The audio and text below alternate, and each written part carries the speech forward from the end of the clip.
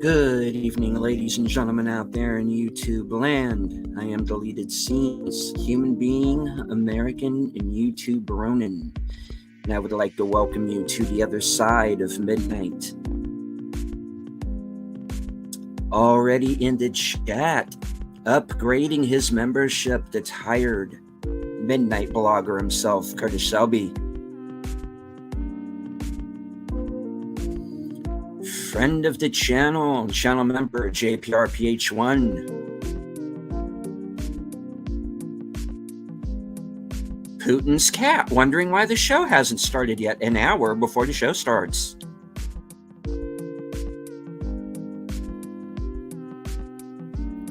I am going to try and get this right, but I probably won't. Sotnager 007, sorry. I screwed up. Very good friend of our channel.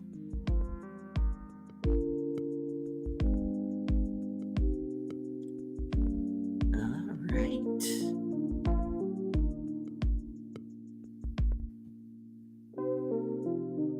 Let's see. The chat jumped on me, folks. Give me a second. Mikey Seuss 4. Hello to everyone just popping by. Mark Malnikoff, who is claiming first place? You win a cookie.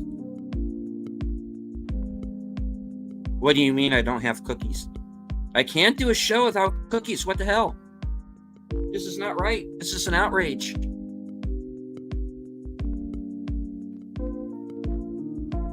Shadow of the Raven, nevermore.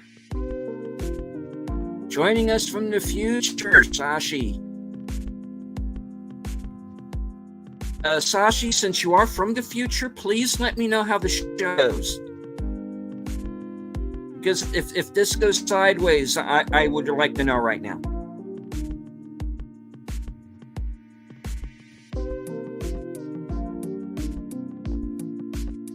Darth Plato in the house.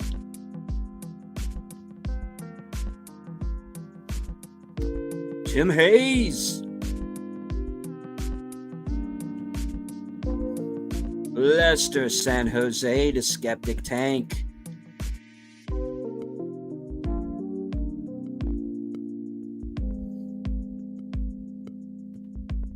Well, I try not to let the show go sideways, but all right, folks, let's just be honest. It's me. I don't know what I'm doing. I never did. This is all a sham. It's flummery.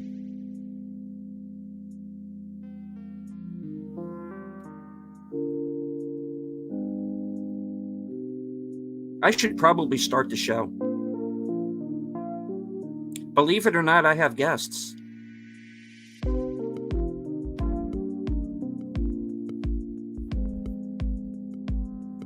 People have actually agreed to be on this show. I should be an AI. Unfortunately, I am totally and completely human.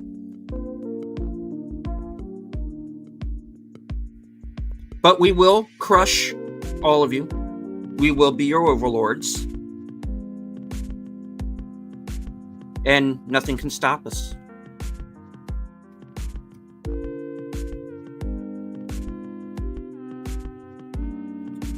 Faithful Blue Wrench, the bird woman of YouTube. Watch out for her channel, Fluff Tick Productions. Connie Clary. Heidi-ho!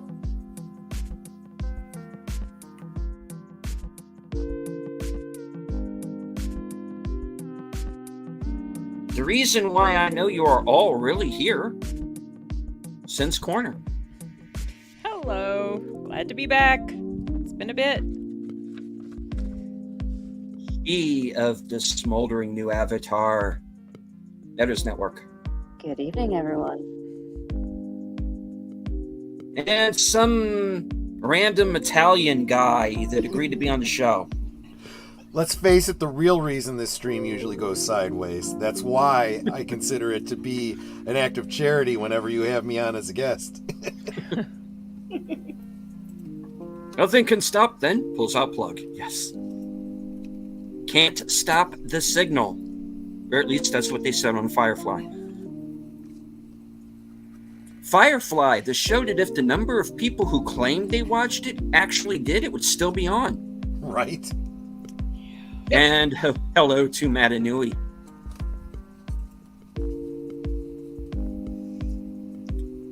And as far as that's concerned, see also Deadwood and The Wire. Oh, Deadwood's so good. You know, it is. Oh, I love Deadwood.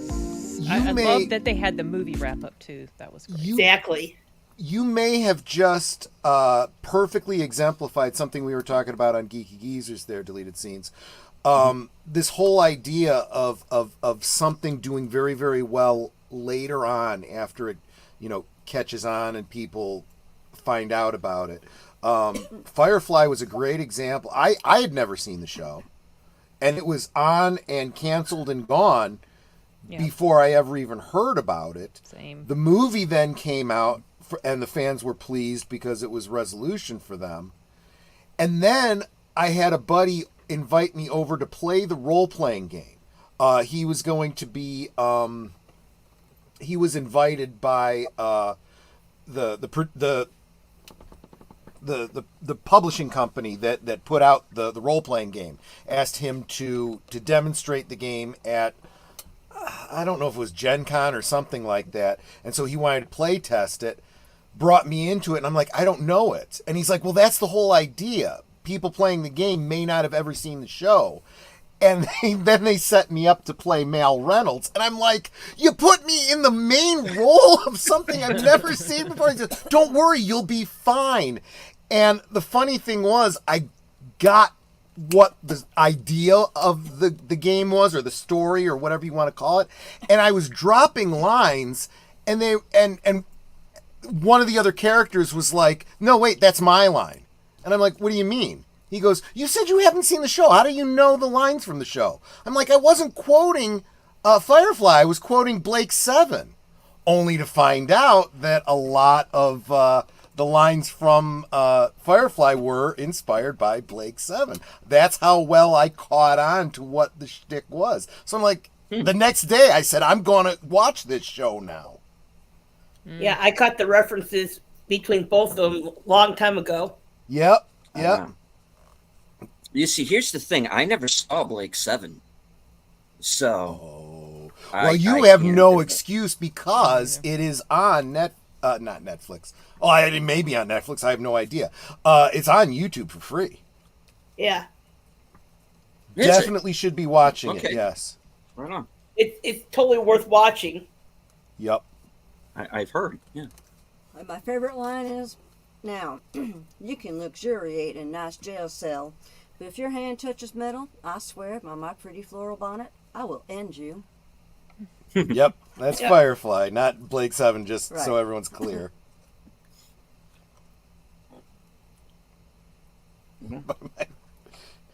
Floral bonnet, Blake Seven.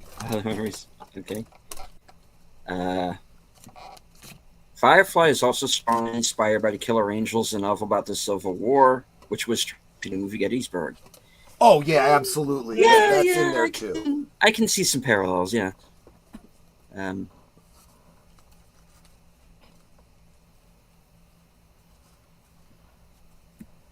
Interesting stuff.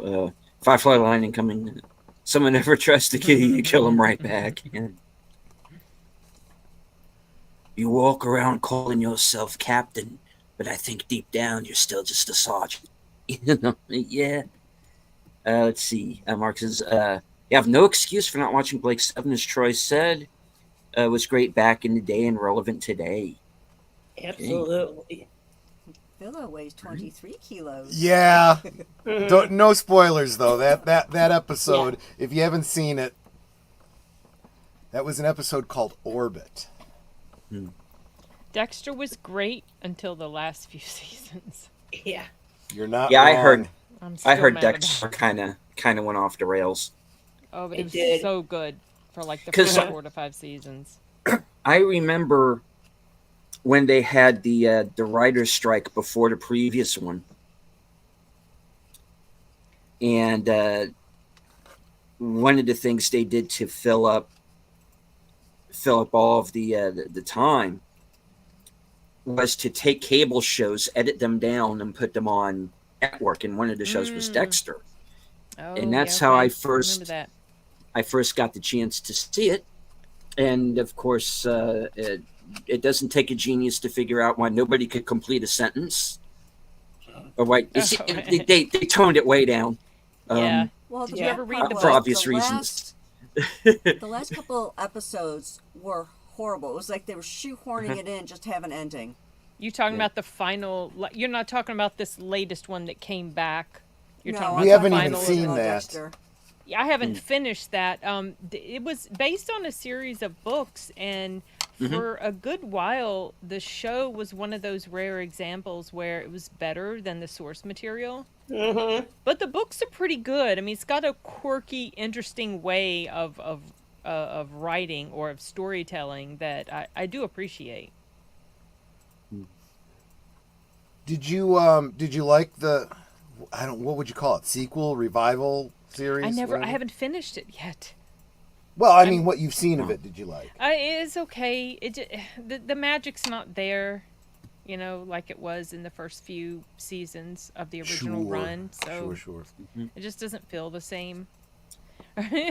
Well, the Right? one, yeah. Well, the one that episode of Dexter that I remember watching with my dad, and the killer. Well, he chucks a severed head at him because he's following the killer. Ah, yes, the The Ice Truck guy Killer, chucks the severed season head at him. 1. Yeah, it Season is. one. Yeah. That's what the And I first went, book was based on. And I don't want to spoil anything, but I think that was the guy. Yeah. It was. But yeah, I do. Spoiler alert! I didn't get to see that whole thing, but I do know where it ultimately kind of goes, and It's definitely. I mean, Yeah. if you wanted to watch it and then find a place to stop, Mhm. maybe, because like season 4 ends on a just like woof, what the heck, and so season 5 feels like a good okay. I'm kind of we're picking up with the rest of the story to kind of see what happens after all of this. Season 6 was okay, but that was kind of like the beginning of the weakening.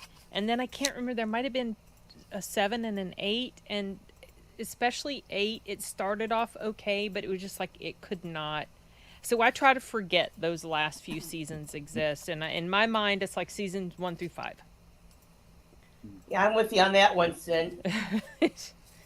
Oh, so disappointing. oh, curse your sudden yet inevitable betrayal. Yes.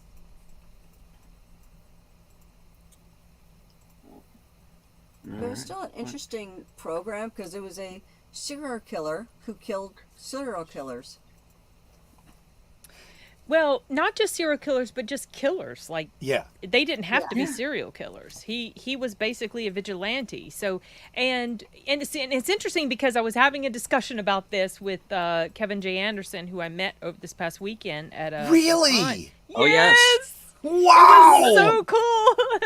And you know what? I honestly I met him the first night I was there, and I didn't know who he was. I knew of his work. Like I knew of like these Star Wars books and Yeah. the Dune books and stuff. And so I met him, and he informed me I was going to be on a panel with him on Sunday, and I was immediately freaked out because I've never been on a panel before. But anyway, so we visited all throughout the weekend. We had discussions. I mean, on Sunday night, we went out to eat to like a Japanese restaurant, Jeff and Kevin and his wife and Matt Denneman and I. And we had to get in my vehicle and drive across the road because Kevin's wife, her back bothers her a lot, so she couldn't walk like half a mile. It would be too painful. Sure. And we're getting in the vehicle, and I'm just like, please don't wreck this car. I have Kevin J. Anderson in the Yeah. I just felt, Anyway, but we had a discussion about Dexter, and he was talking about how that Dexter needed at the end. He needs to be executed, because Right. ultimately I was like, well, but the writers needed to turn the audience against him, and they hadn't really done that.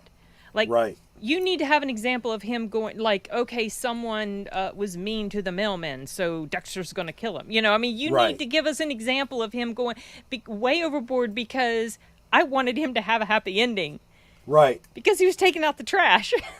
And you're not supposed Yeah. to, yeah. Yeah, but I mean, that was the appeal of the show. I remember my brother first telling me about it years ago. Had already been on, like, the first season. He was telling me, he's like, there's this serial killer that kills killers. And I was like, okay. But I also So realized good. how mind warping this series was. Because you're right, you are rooting for the serial killer. It got so bad that I was almost rooting for him and his sister to get together when that whole storyline started. I'm like, these kids deserve to be happy. Wait a minute, they're brother and sister. What am I talking about? Yeah, well, I mean, not by blood, but still, No. the thought Yeah. of it was a little disturbing. Right. But that whole storyline, what they did with that was like, what the hell? They have never even hinted at anything like that. Now, all of a sudden, they just dropped this thing. Oh, she's in love with it. What? Yeah. Dude. All of that kind of stuff. If you're gonna do it, you gotta have 2 or 3 seasons to build up to something like that. Yeah. And an ending like you were just saying, they needed to have that in mind from the beginning. They did, and I feel like they just, like, didn't one of the original showrunners or whatever end up leaving, and it feels like maybe that's when it went off the rails. That could be. So, Tale as old as time. I'd like to say hello to the Clue Channel. And my stalkerazzi, Lady V Elements. Lady V. I'm glad to see the Clue channel here, because now we can say we got a clue. Ha. Sorry. we need, like, a sound effect of drums for, like, when it's But really bad. ching, yeah, exactly. That. The serial killer kills serial killers, then shouldn't a serial killer kill himself? Technically, Well, yeah. he doesn't just, he kills killers. Yeah. They But don't have he's to a be killer serial himself, killers. and that He actually is a killer himself. that is another option for the ending of the series, right? For him to take himself out, but I don't think Yeah. Dexter would. I couldn't see him unless there was like a situation where he's about to be taken off to jail Yeah. or whatever, and he just doesn't want to live behind bars. But I don't know. I heard they're coming Yeah, back but- with like another something or other. Maybe It a is time prequel-ish to end it, I thing. think. I just. Yeah. It's his son that's Yeah. supposed to be taking over the business. I didn't like Oh, his that's- son. That's too No. I bad. didn't like his son. Little shit. Yeah, but then again, I haven't seen that much of the show, so I I've can't seen really enough judge to it. know I don't like And it. Oh, yeah, another you mean the one whole show. You I should. yeah, I haven't seen that. True Detective is another one I haven't seen, and I started out watching it, and I thought that first episode with McConaughey and Woody Harrelson was probably, if not the best pilot episode of a series I've ever seen, certainly top 3 to 5. Yeah. I Good. thought it was that good, but I First never season got was really around good. to finishing that. And that's what I've heard, is that season 1 is good, and that the rest you can pretty much skip. I enjoyed season 3. I didn't hate season 2, but I could tell it wasn't as good as. And then I watched season 4, and I enjoyed it, but it was just like it didn't fully settle well with me. And so I was like, what's up with this? Why do I feel this way? Because sometimes you can't quite put your finger on what it is. That you didn't care too much about. So then I was watching some reviews about it, and people were making these excellent points, and so I completely get why Well, it had high critical ratings because it's women and all that. The women leads and there were some things in there that was so it takes place in Alaska. So you have like the indigenous people there, and then of course there's white people that are the assholes and all that. Of course. But then there were just some writing continuity issues with stuff that was going on, and so I see why there were problems, why people had problems with it, reviewers of the show. And then, of course, it turned into this whole thing where one of the actors, the one who played the cop partner of Jodie Foster, she started bashing people who were given negative reviews and, basically insisting that they were misogynist and they just didn't like brown people because they didn't like the show, which was a bunch of bullcrap. So that kind of gives me that like left a bad taste in my mouth for the fourth season. And another idea, and again, I might be talking out of my ass because I didn't see it, but I kind of get the idea that it wasn't meant to be a True Detective season. Like maybe it was meant to be its own separate thing, but then maybe HBO told her, I thought no, I we want it to be heard True Detective. That was a thing. I thought I heard someone mention that it was originally supposed to be something else. I might be wrong. I did mention that it would have been better if it hadn't been attached to True Detective. Yeah, I hate that too, Brian. I think it's really low, and they just shouldn't do stuff like that. I'll give you an example of stuff that was some stuff that was wrong with it, like a glaring issue with it. That particular actress, she has piercings in her face, and her nose, maybe, whatever. Yeah. That's it. The piercings aren't an issue for me. This was the issue. She's a cop. She was wearing the piercings on duty. You don't do that. Right. It's a safety hazard. But they were just like, she just was flouncing around as a cop wearing these piercings, getting in fights, and it's like, how did she not break a tooth when someone punched her in the face with these piercings? Like stupid stuff like that. And it makes you wonder if the actress herself insisted that she be allowed to wear these, because she does wear them. And I can guarantee you that a cop gets into a fight with a gangbanger, those piercings are getting ripped out. Oh, yep. Exactly. Yeah, that's the exactly. idea. Yeah. Well, that just shows that writers don't know how to write. Some of And them showrunners don't know how to show run. Yeah. That's true. Let's see.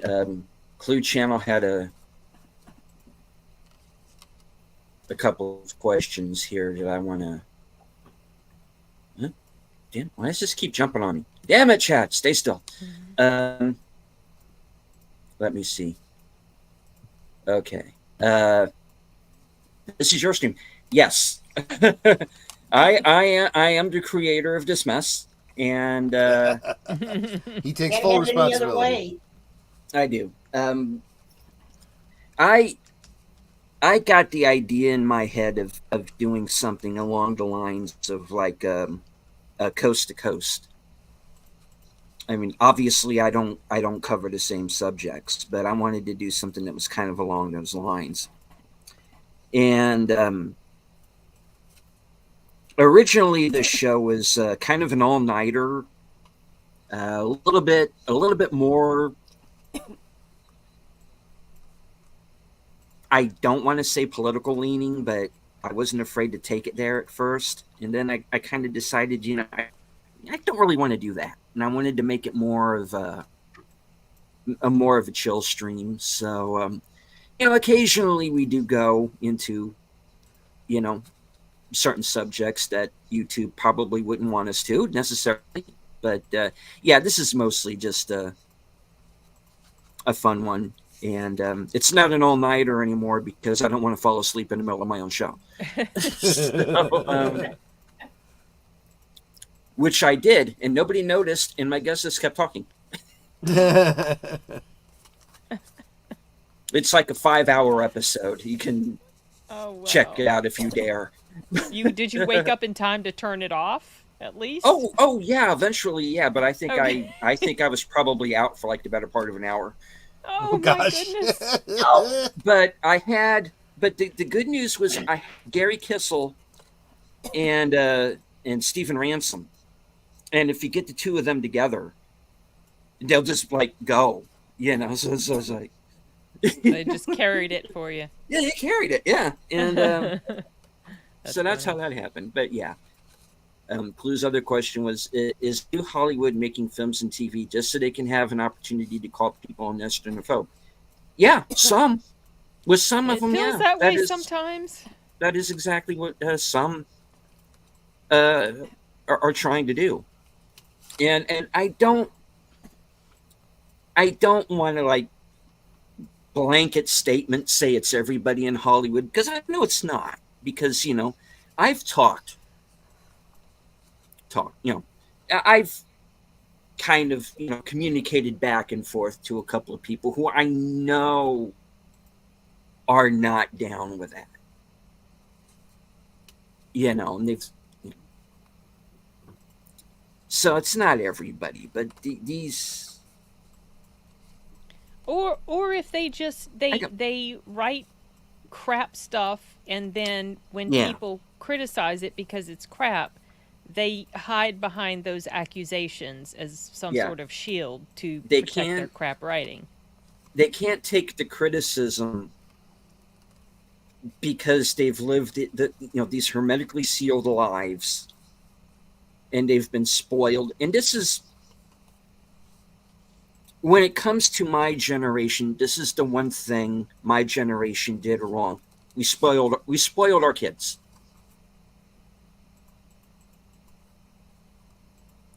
We spoiled them.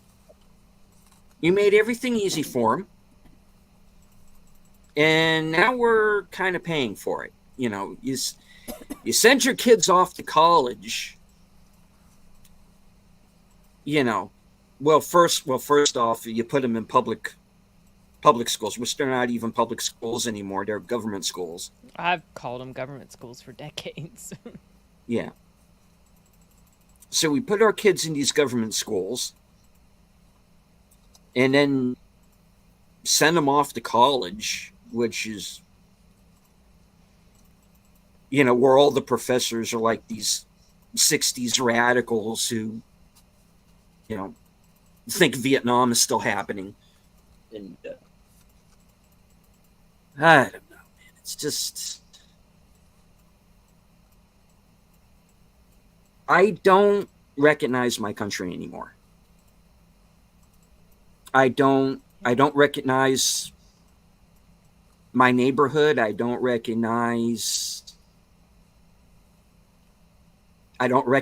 anything out of Hollywood. It's just like and even if you got to be careful what books you read. You can't go to a bookstore anymore and just pick out something that looks interesting. You gotta kind of read between the lines, and because there's a lot of woke shit in books too these days.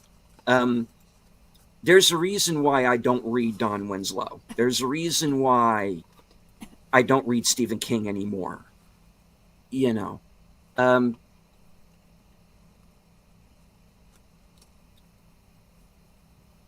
I miss just being able to turn on my TV and pick a random show out and enjoy it. Now you got to go back 30, 40 years for decent TV.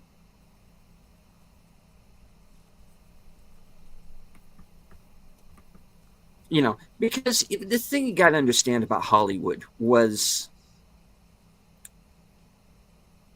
they always had what I refer to as the old school liberalism. It was always there.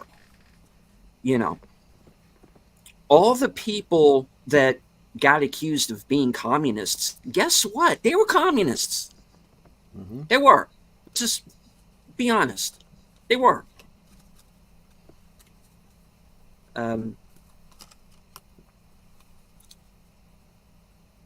But now they're really upfront with it now. And that's the problem, is that in the old days, they had publicists and they had handlers and they had people around them.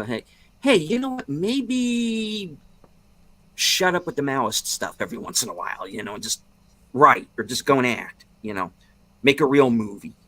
I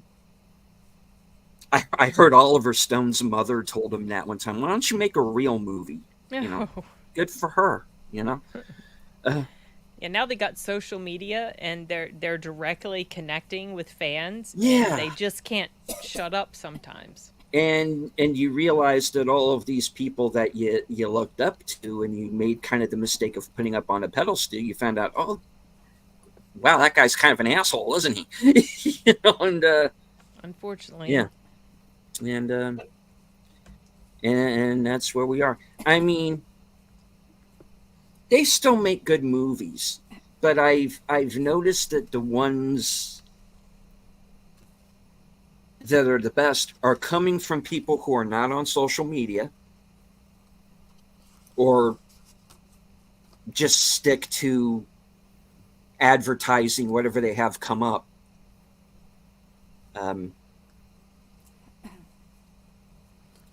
Here's a good example.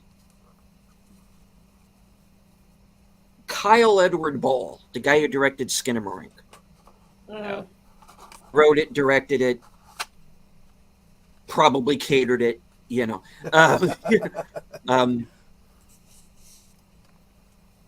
he's pretty cool on social media. He's not on often. I think the last time, and this will interest you, Troy, because I think I sent this to you, was the footage where he got to meet David Lynch for the first time. Oh, yeah. And David Lynch telling him how much he loved the movie, which I knew he would when I saw it, because it's something he would have done back in the day. Because my review for Skinamarink was basically if David Lynch made Paranormal Activity. It would be that movie. So there are people out there who, despite whatever their politics might be, who don't talk about anything political. Yeah. They just want to talk about the whatever movie they're doing. They don't make a big show out of being gay or anything. Or their political they just talk. feelings or whatever. And then, But those are the people I tend to gravitate to. You also pointed out, that these are Maoists, right? That's what they really are. And that's what, you talk about the universities, the government schools, they're churning out little Maoists. The schools, the public schools have been infiltrated by these people to turn them into, meat grinders putting out Maoist sausages. And they're learning the techniques that were used during the Cultural Revolution. Accuse people of things that everyone will hate them for, that can't be proven or disproven. Whatever the thing is now. Back in the day, it might have been homosexuality or whatever. Nowadays, it's being an istinophobe. Whatever you have to do will discredit them, and you can hide behind that. They've learned their lesson well, apparently.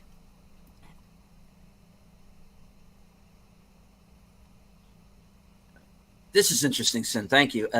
You'd think that if they were writing a show about cops, they'd at least consult with them about things. I must have missed the first part of that. That was about True Detective. Yeah. Thing with the cop with the piercings all in her face. And even if that was the case, I mean, I don't know the story behind what you're talking about, but you can absolutely find a way to work she's working undercover, in the gangs and whatnot. Yeah, and or she something. wasn't. It was nothing like that. She's just parading all around town. She never takes them out. Yeah. And she's, You know, even when she's like doing her regular cop stuff, she's got these. No, Yeah. but I don't know. No, just makes me feel like the actress insisted on being allowed to keep them. Well, and plus, if you're going to call your show True Detective, then maybe you should be a little bit more true Right. to what you're trying to tell a story about, right? Agreed. I mean, it's the same thing I always say about things like Bram Stoker's Dracula and Mary Shelley's Frankenstein. If you're going to invoke the name of the author, you better be true to the source material. Love never was Dracula, right? Yeah. Elizabeth Frankenstein was not brought back to life. Well, the difference with me is that I actually like Bram Stoker's Dracula quite a bit.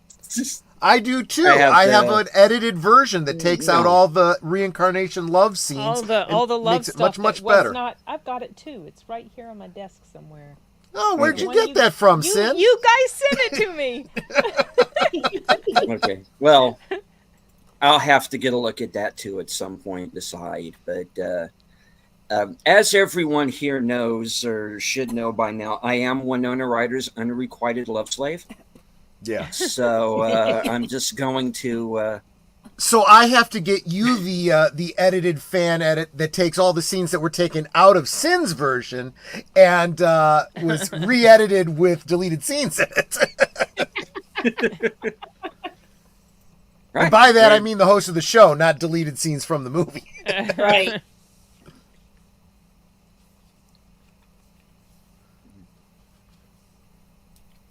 I let the chat jump on me here, so I'm kind of Trying going to catch backwards up. a bit. Disconnected writers living in Hollywood don't know how the world works. Yeah, Critical That's Drinkers very true. talked Oh, about so- that a number of times.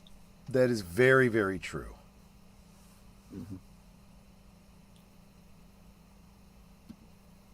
Like in The Punisher, where they pulled his piercings out with pliers. Yeah. That is an interesting connection I never made before, Tim Hayes. And I have Frankenstein Unbound sitting right on the shelf, right next to it, too. It's funny. Let me get to that. Oh, yeah, let's see. Sashi, absolutely. Francis Ford Coppola was ripping Corman's Frankenstein Unbound by. Ripping it off. Yeah. Well, that's fine, but if you're going to call your film Mary Shelley's Frankenstein, the only one you should be ripping off is Mary Shelley. He didn't call it, Corman's Frankenstein. Yeah, but Coppola didn't do that Frankenstein. That was Branagh, I thought. No, wasn't it? I knew what you meant, Tim. Okay. Yeah, Francis I got Ford Coppola was Dracula. But Coppola was Dracula, yeah. Uh-huh.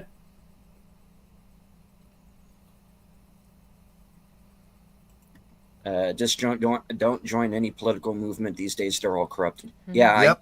I agreed. Yeah. And I'll tell you It's what, true. whatever the title of that political movement is, it's probably just the opposite. For example, BLM doesn't give a flying fig about black lives. No. I'll tell you that.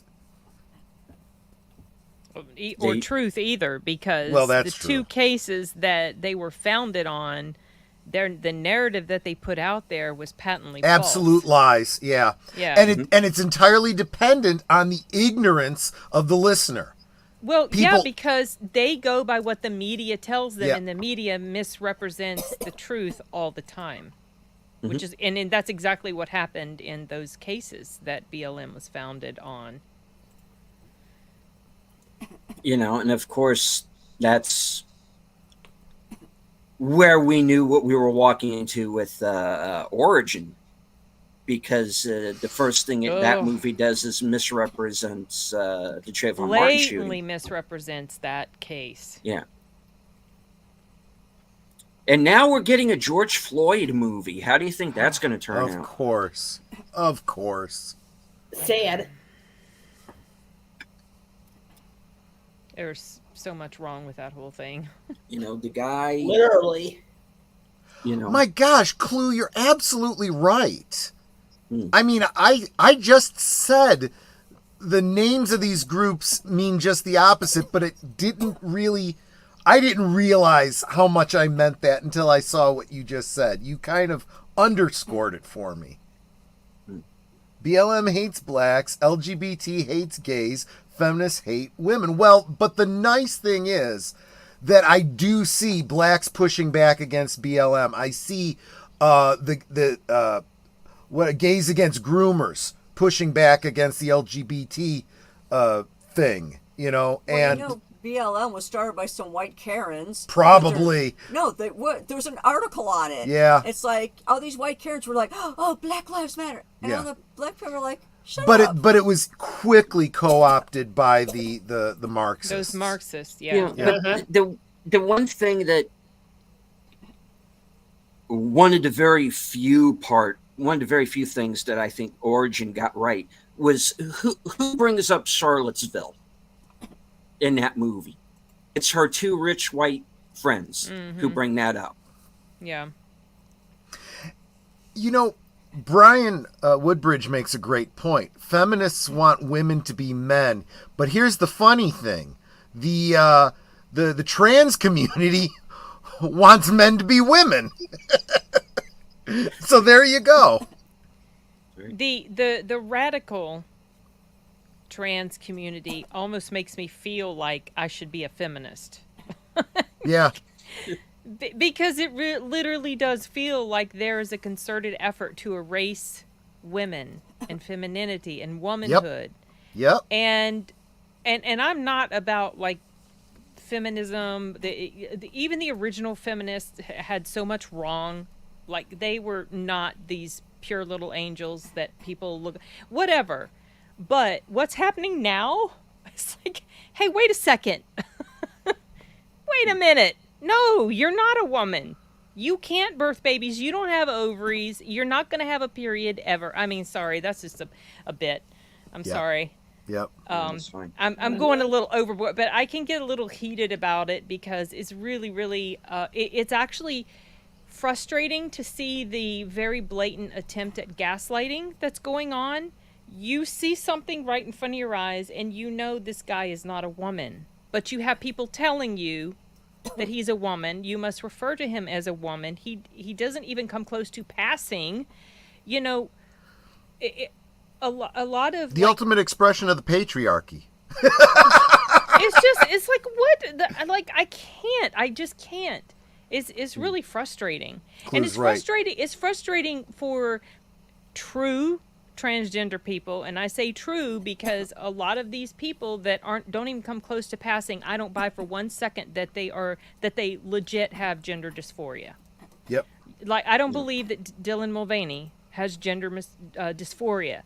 Nope. Legit trans people, they don't walk around trying to advertise that they're trans. They want to blend. Yep. And I have known trans people that I never would have known they were trans if eventually somehow I didn't find out because they were convincing. Yep. And they didn't blast it around and tell you. And if they went into the bathroom of the gender they identified as, they weren't trying to mess with anybody. They would go in their stall and take care of their business in private. But then you have this other element, and I think Blair White has called them trans trenders. They're just jumping on this trendy bandwagon. Yep. Those are the people I have serious issues with. People like that. This is why Jordan Peterson, he talked about the natural extension of the whole intersectional thing. He says eventually you start dividing more and more and more and more until you literally just have individuals. That's the problem. And he said, watch for these intersectional groups to start tearing each other apart. And sure enough, you see it happening all the time. Yeah. But going back to what you were saying about the history of feminism, I think I saw somebody surmise it very, very well when they started talking about this concept of different waves or stages of feminism. The first wave feminists wanted suffrage. The second wave second wave feminists wanted equal pay for equal work. Third wave feminists wanted revenge, and fourth wave feminists want to be men. Yeah. Well, first wave feminists, they wanted all of the rights and privileges Yeah. without any of the responsibilities. Yeah. See, and this is so it's going to seem like a tangent, but I'm going somewhere with this. Netter and I, for many years, did Victorian reenacting and more lightly steampunk, cosplay, and really had to study Victorian history to really, get into characters, and come to realize that the whole idea, even before there was talk about women's suffrage, there was talk about universal suffrage. Keep in mind that there was a time when, if you lived in some sort of a democracy where you could vote, you could only vote if you had stake in what you were voting on. Mm-hmm. In other words, if you owned property. Yes. And so think about it. I own this house. I'm the head of the house. I get to vote. My wife doesn't, and my kids don't. Now, my kids move out, my sons move out, and they buy property. They can then vote, but until then, they cannot. See, and there's a certain logic to that. You own property, you pay taxes, you are involved in the process. Now, let's be honest. What you just said is absolutely true. The women didn't own property. They didn't work outside the home. They didn't have to go away to war. They didn't go to war. Themselves. They didn't pay taxes. But they wanted the right to vote. So how is... Well, I assume that they probably would vote their own mind. But in practice, chances are, given the traditional home, they would vote the way their husband told them to vote. That's kind of unfair, too, because then that landowner is getting 2 votes. Mm-hmm. And then it becomes universal suffrage, and the sons get to vote. And if he's got 4 sons, that's 6 votes that property is getting in the House of Commons. That's... You see where this starts to bring up some issues. Now, I think that problem kind of goes away when you start having taxation being an income tax, so everyone that works gets taxed, and pretty much everyone works, right? The women work, the men work, the kids work. Well, it kind of becomes a wash then. But, whatever. Yeah. It's a whole thing.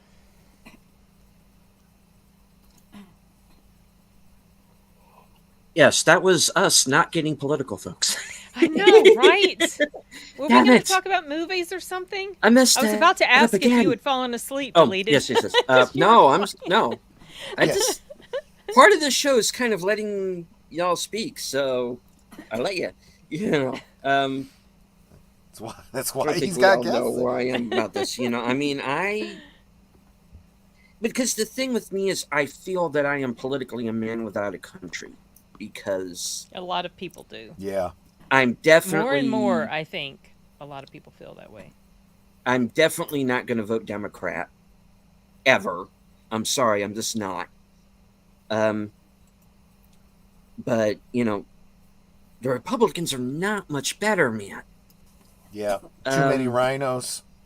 Yeah, entirely too many. And I've said it before. It's no longer Democrat versus Republican. It's populist versus status, and there just aren't enough populists anymore. Although I've noticed there's a lot of people that I would consider to be populists leaving the Democratic Party.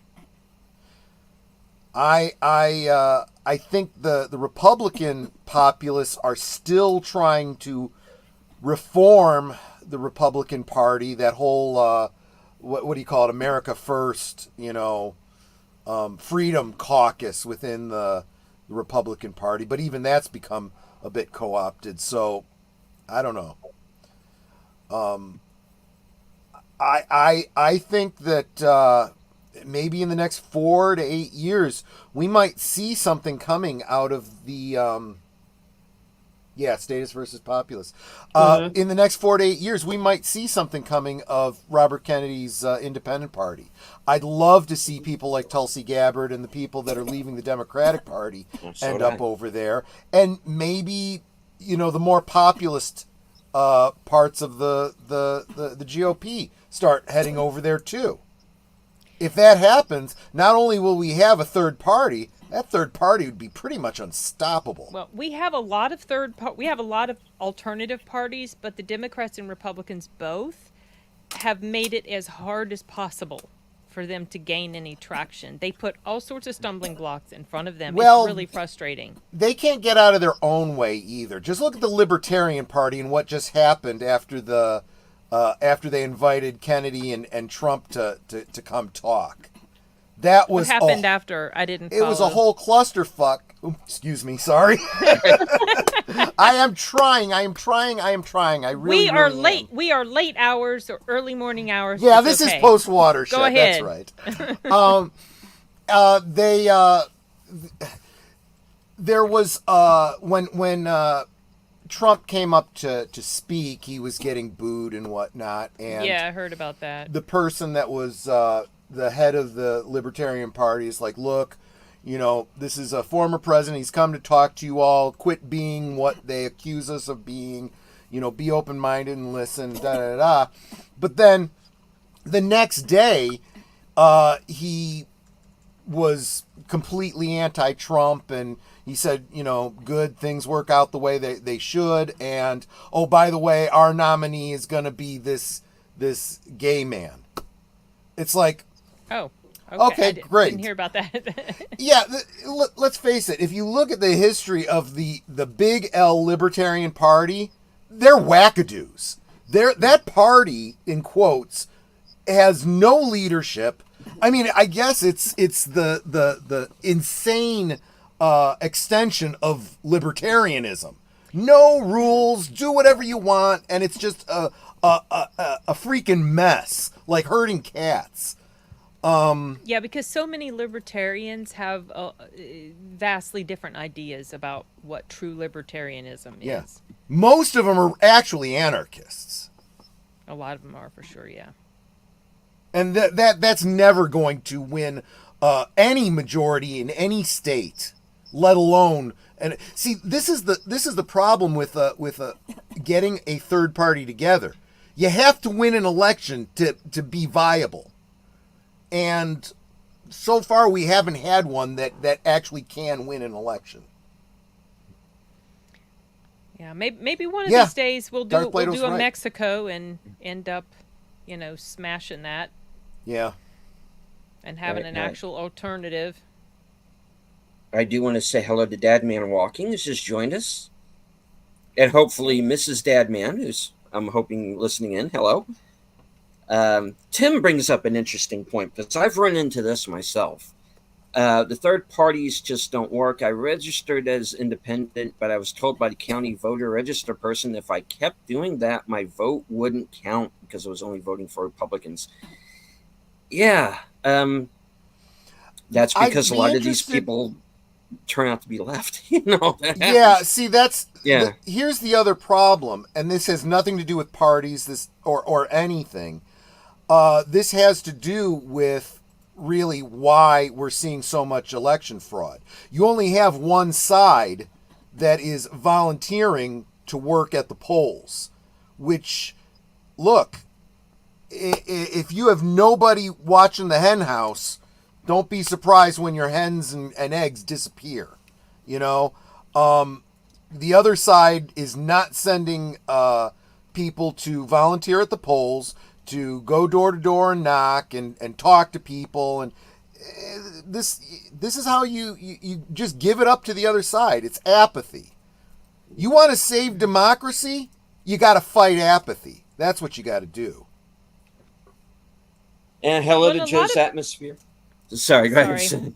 I was just going to say a lot of people have the misconception. So when they talk about like voter fraud And you've seen the headlines. Well, there was no widespread voter fraud. There was no overwhelming. It doesn't have to be widespread. Right. All it has to be is like in a particular county in a particular state. One of my brothers worked in politics for a bit. Yep. And he knows how easy it can be done. Yep. And so this is why a lot of people are It's very called suspicious. the Chicago model for a reason.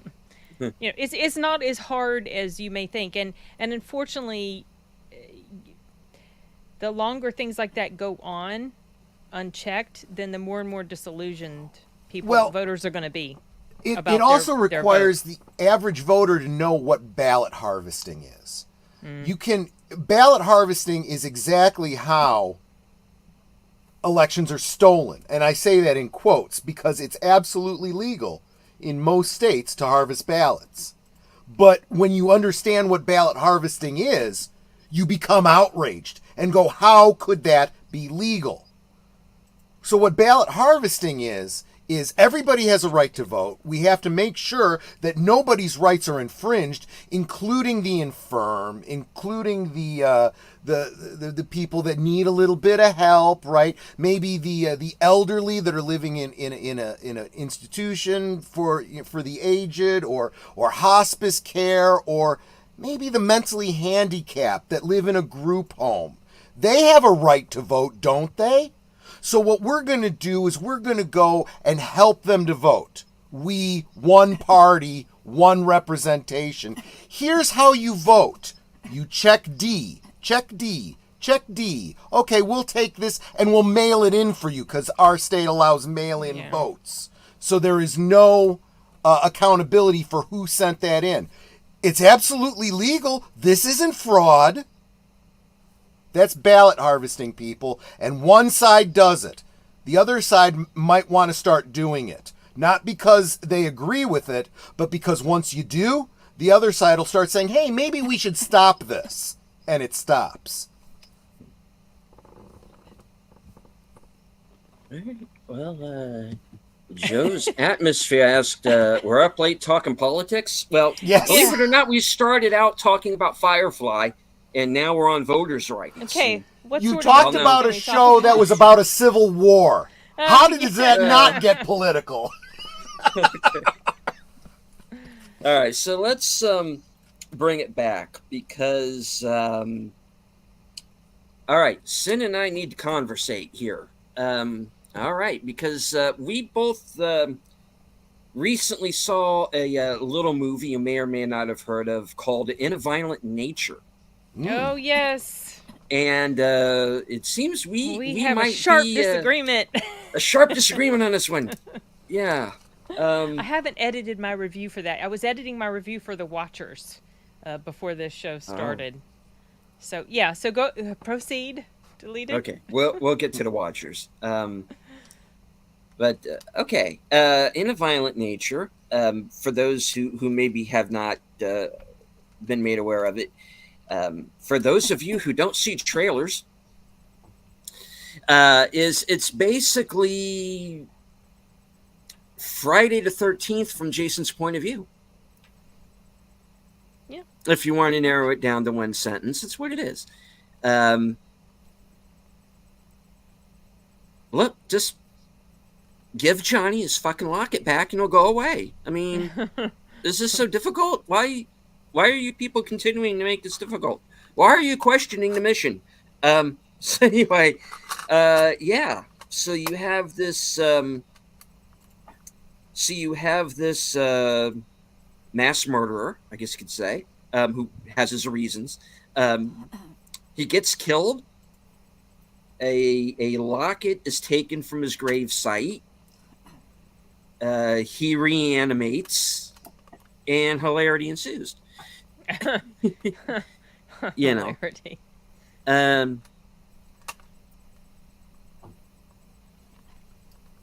And then it turns into a Cormac McCarthy movie in the third act, which I totally dug, you know, but I know is not going to like fly with a lot of people. But all right, well, first things first, the kills are fucking amazing. some of them are like, what the hell? But then I started being like, okay, there's no way this person would still be standing if this happened. Why are they still standing there? So like a real slasher film. There's no, Yeah. and like there's no screaming half the time. Are you kidding me?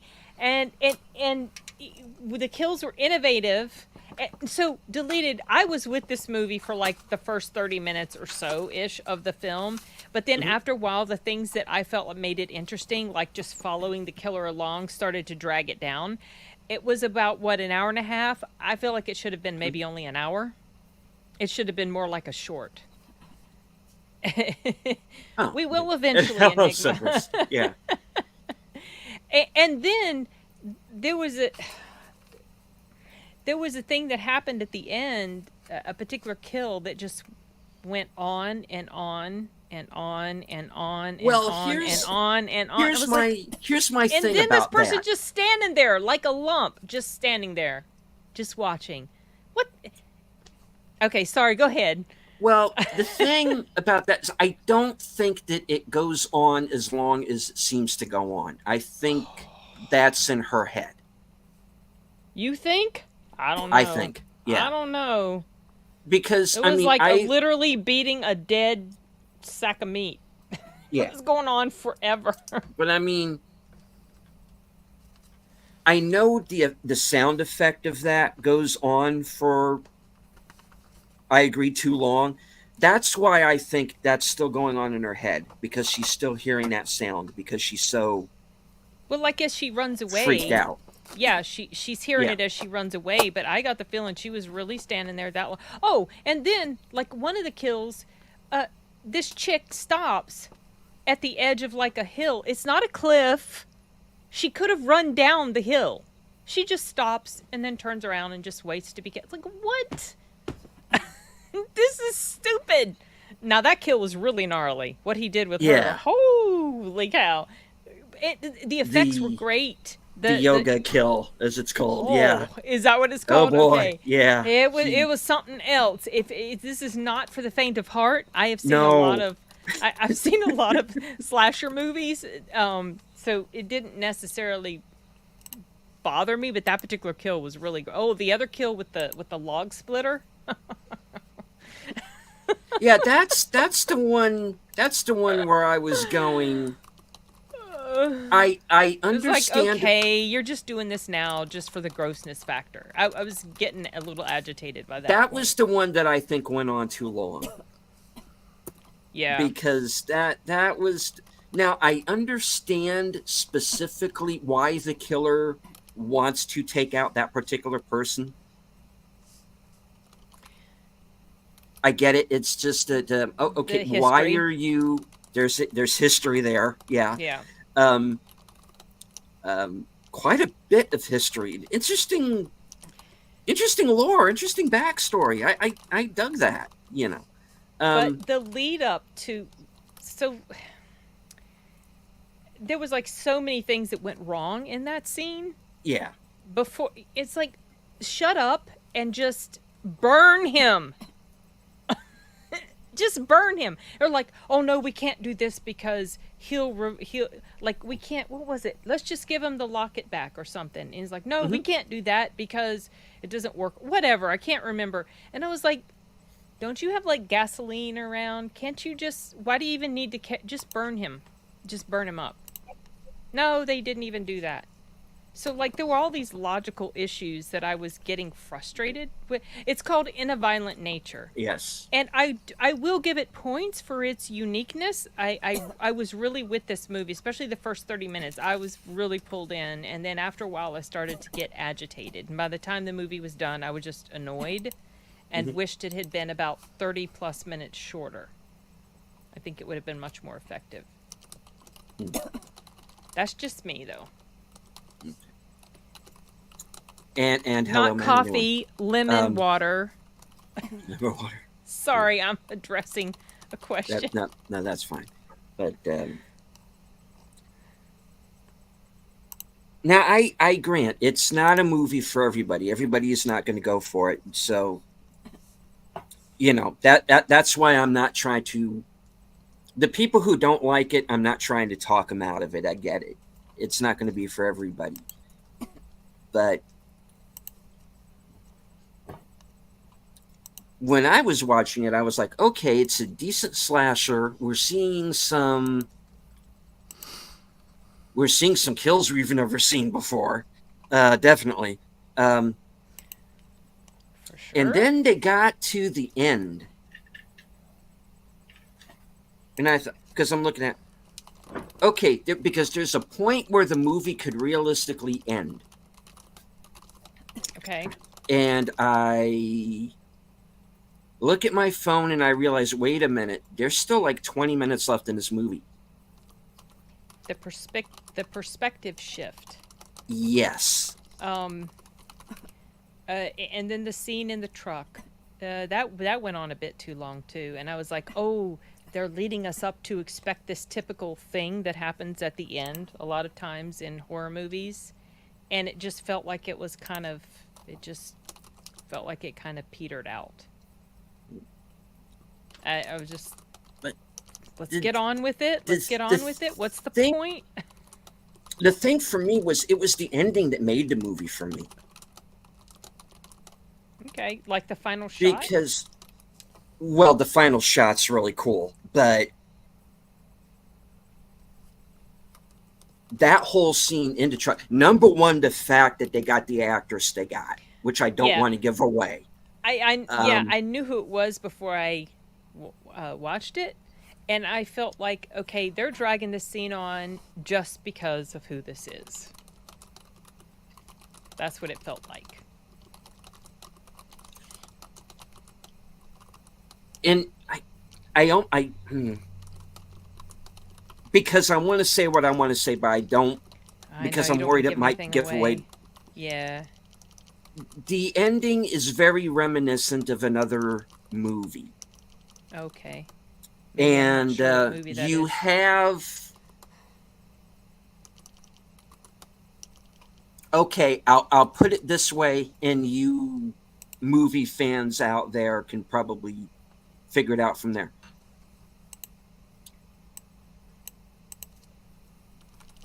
There's a Cousin Ellis character. Can you put in the private chat, because I don't know, maybe I've not seen this movie you're referring to, or I'm just completely blanking out on who you're talking about. There is another movie Okay. where the movie could logically end, but there's another scene. Okay. And in that scene is a character named Cousin Ellis. And that scene explains the entire film. And you realize that that movie was not what you thought it was about.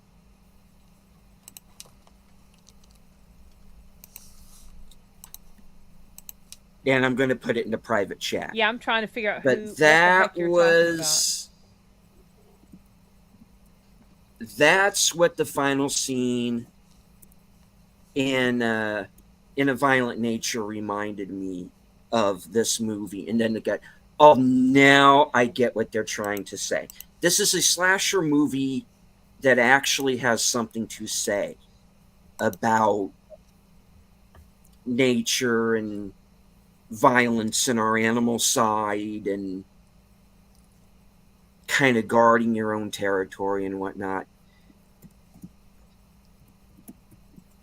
And I probably appreciate your commentary more than I did the last 45 minutes of the movie.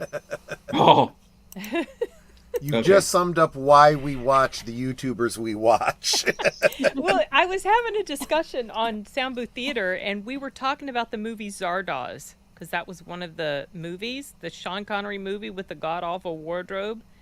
I hated that movie, and one of my coworkers at Sound Booth, he loved it, and he had this excellent rundown and explanation for what it stood for, the symbolism and all this, and I appreciated that so much. Just like, I wish I could have watched and listened to that instead of that stupid movie. So I kind of feel the same way after this discussion. Okay. All right. When I looked up that name that you were Mhm. talking about, it brought this up, and I guess I'm not making the connection. No, that's- absolutely not, Enigma. Maybe we can. Maybe we can.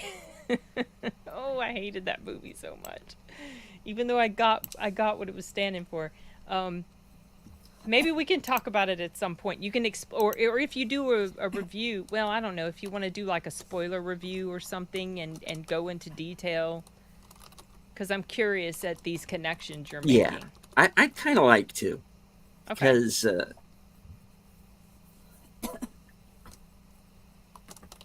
Because to me, that ending scene in the truck makes the film. That's the point. That's the. That wasn't the final shot, though.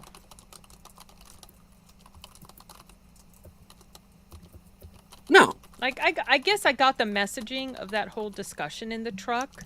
Yeah. But then, of course, there's the final shot. That's what I thought you were talking about. So I was trying to figure out how this particular item in the final shot connects with a Cousin Ellis. No. I mean, it is almost 1:30 in the morning. The My final brain's not shot. working. The final shot. That discussion. What I was talking about was the discussion before Yeah. the final shot. And it reminded me of this specific scene in another movie. And I'm like, Yeah. At the oh, end I of that. got what you're going Yeah. for. That's what you're going Yeah. for. Well, Okay. I mean, I got the point. It just, to me, it didn't help the movie for me. It Okay. didn't. Unfortunately, I really wanted to like this movie more than I did. Okay. So, Sin, based on what Enigma is saying, if I do a Zardoz rewatch on a Monday night at the movies, will you join me? Nope. Nope. I hate that movie so much. I hate that movie. Do you know I haven't actually seen it? Oh. I've heard so many people ripping on it, and I've seen some stills from it that make me go, WTF? It's so, like, there's a message to it, there's a point to it, and I got it, but the delivery was so bad to me. I told Jeff, I think that was it. I don't remember if that was the discussion where I mentioned to Jeff I needed to start billing him for these movies I was watching. Yeah. Especially like the terrible ones. Yeah, Zardoz is not my movie. Oh my gosh. No. Oh Lord. I seen it a few years ago, and I was ripping on it so badly. It does have an important message, and I agree with this message, but True. ugh. I want Zardoz versus Borat. That is not an image you wanted, is it? No, I haven't watched not one of the Borat movies. Well, the only thing you need to I know have about zero Borat desire. is that Sacha Baron Cohen gets into one of those weird bikinis, kind of like what's his name wears. Yeah, Sean Connery. Sean Connery, That's little banana some sling of the worst thing. wardrobing, I swear. Right? I don't blame you, Sashi. I never wanted to watch it, and for whatever weird reason, it was decided during one of our live streams that the next one we were going to cover Zardoz. Oh, Lord. Only seen Zardoz once many years ago. Can't really remember it. Yeah, same. I've The kind same- of You blocked it out. probably blocked it out of your mind. The same director who did that made Excalibur, which we Yeah. also watched later, and I hated Excalibur as well. Really? You Oh, hated really? Excalibur? Oh. Did not like that movie at all. Oh my! That was Man, the I one. love I that think that was the one where I said, I know a lot of people do, but it was so cringe and it was so terrible to me, and I just decided this director is not for me. And I think Excalibur might have been the one where I told Jeff I needed to start billing him for these movies that I watch. Thing Oh is, my I remember gosh. seeing Excalibur in the theaters. I remember when there were. I remember seeing, like, when I would be around a TV, like maybe at a family's house or at a hotel, or a family member's house or hotel. I remember seeing images of it, and it looked interesting, but I just never watched it. And once I found out it was the same director, I went into it a bit leery. The narrative was a little bit better, but I just couldn't. It just the True. storyline wasn't constructed. It did have better costumes. That's true. I saw an And- edited version of Excalibur in school. An edited version, okay. Yep. Well, obviously. I mean, Yeah. some of that movie you can't really show in school. Well, I mean, this we were going over the impossibilities of certain acts being able to happen when someone is in full armor. Good point. Good point. It's like, what? I don't know. There was just so Well, much with that. maybe there's a little hatch there or something. Well, you know? you can take off the armor, you know. If you all know, the armor was on. Yeah. The Yeah. armor was on. The armor Okay. was on. He didn't. Okay. I'm forgetting something then, obviously. Oh my All right, God. but I yeah, always assumed there was some sort of a, potty hatch. it's like a flap. Right. Yeah. But the thing with me with Excalibur, other than the fact that it always seemed to be on cable every time I turned the That's TV true. on when I was a That kid, is Yeah. true. it is the movie that I base all other King Arthur movies on. Oh. Yeah. Is Yeah. how does it compare to Excalibur? Because that was my first. Okay. That was my gateway into the King Arthur myth or legend or Yeah. whatever you want to call it.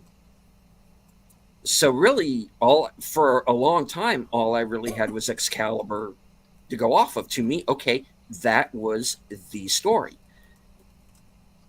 That was how it happened.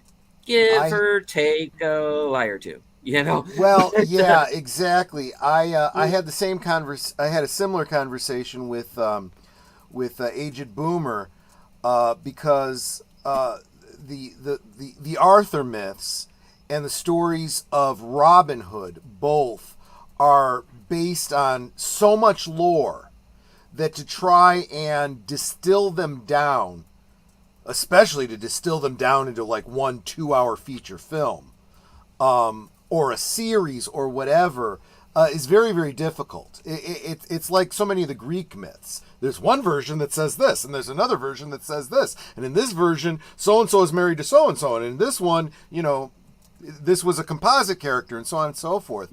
But I felt like, of all the versions that I've seen throughout the years, Excalibur came the close to trying to do right by the Arthurian legends.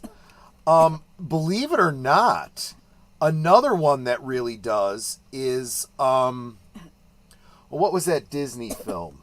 Sword in the Stone. Sword in the Someone Stone. mentioned that. Yeah. Sword in the Stone. Very much the once and future king. If you've ever read the Morte d'Arthur, you go, okay, I get what these things are going for. So to think of Sword in the Stone as being a somewhat prequel or sidequel to Excalibur is weird, but not entirely inaccurate when you look at the actual legends. I would rather have watched that one. It was like they took all the Arthurian legends and storylines and they just smushed them all together. They kind of did, yeah. And it like all of a sudden we're here and there was no good transition between them. Yeah. And the acting was so melodramatic and ridiculous. The very start of it where the guy, he just had to have the woman. He sees, oh, I just must have her. They were like, Well, yeah. I didn't vote for him. You sons of a silly person. I fought in your general election. Your mother was a hamster and your father smelled of elderberries. Now go away before I turn to you a second time. oh my goodness. If you just focus on the British French aspect, yes, Monty Python had that on straight. They got that part right. Yes. Arthur's Legend. We already have one, you see. What? I told them we already have one. I'll tell you what, Enigma, if you've read Once and Future King, it's not that far off. Kind of wonder if maybe Maybe Merlin was giving Arthur some of those mushrooms or something like that. Unless he turns into a llama, I'm out. Oh gosh.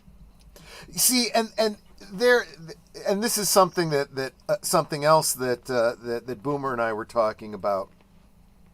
Some of these stories, these epic legends, don't work well as movies. They work much better as series, either a series of movies or a TV series. You know, he really loves what is that? Robin of Sherwood or whatever, the British series. Yeah, the one with Sean from the Connery's 80s? son. Yeah. Yeah. Yeah, I've I know what you're talking about. I've never seen it myself, but I'm like, that's the kind of thing you need for Arthur too. You know, is to cover the span of it. And the BBC used to be really good at doing series like that. The Jeremy, actually now I don't know if this was BBC or ITV that did the Jeremy Brett Sherlock Holmes. Mm-hmm. That is the quintessential Oh yeah. Conan Doyle's collection he's the in live closest. action form. Yes, absolutely. But yeah, you don't see anything like that. The Tripods was another great one. That took a book series and didn't extrapolate on it or do anything beyond it, just told the story and was done with it. And I'd love to see someone do that with Arthur. I don't want to reimagining. I don't want to know, well, if Arthur was real, this is how it would have been. What if Arthur was a woman? None of that stuff. I just want the actual Arthurian legends. Please, someone in the entertainment industry. Well, I liked the King Arthur film with Clive Owen, I did too. I like that one a lot. where he's which is the Roman centurion theory. And Guinevere was a woad, Yeah, and Merlin was Good as cast. well. good movie. Yeah, I really enjoyed that. Um, I love the soundtrack to that as well. Oh, I love the soundtrack. So good. But stay away from the PG-13 version because it cuts the guts out of it. See the uncut version. oh, I don't. It I don't know if I've is seen the PG-13 cuts the guts out of it? You'd think that would be the R version. yeah. I don't know if I've seen that one. But, Yeah, oh, you're yeah, probably right, it's- Clue. it's- You're absolutely right. Oh, Oh, yeah, yeah, eventually we'll do please something don't. like that. let's see. But they yeah, wouldn't that- change Guinevere, right? They'd probably make her gay. Exactly. Well, exactly right. But she definitely was not gay in the Clive Owen version. No, No, she wasn't. she actively pursues him. When it Funny gets thing more- is, in fact, when you see the uncut version, there's a little bit more with them. Yeah, that gets cut complete because in the PG-13 version they don't. But in the uncut version they do. So the one I saw, things are starting, but then there's an interruption because a battle is getting ready to happen. That's what I saw. Yeah, that's probably the PG-13. Okay, all right. Sashi says Arthur as a woman was done in the Japanese series Fate. In DC Comics, Camelot 3000, all of the Arthurian characters are reincarnated, and Lancelot is reincarnated as a woman. Oh. Yeah. It actually was a pretty good series. I think, was it Sir Gawain? Comes back as like an alien. Oh, jeez. Okay.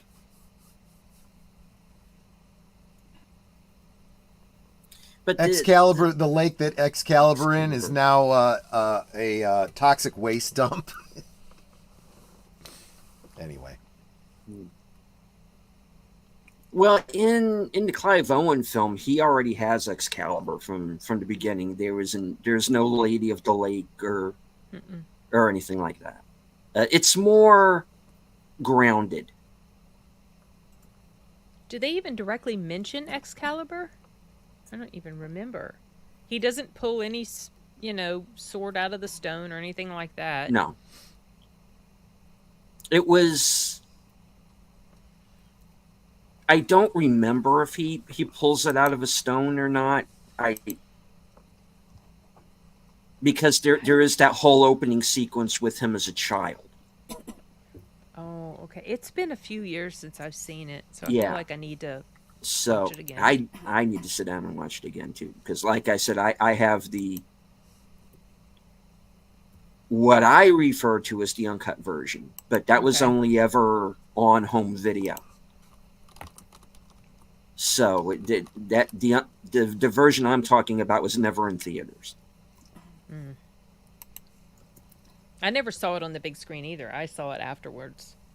No, So I only ever saw it on video. I would have loved to have seen it on the big screen though. Oh, so would I.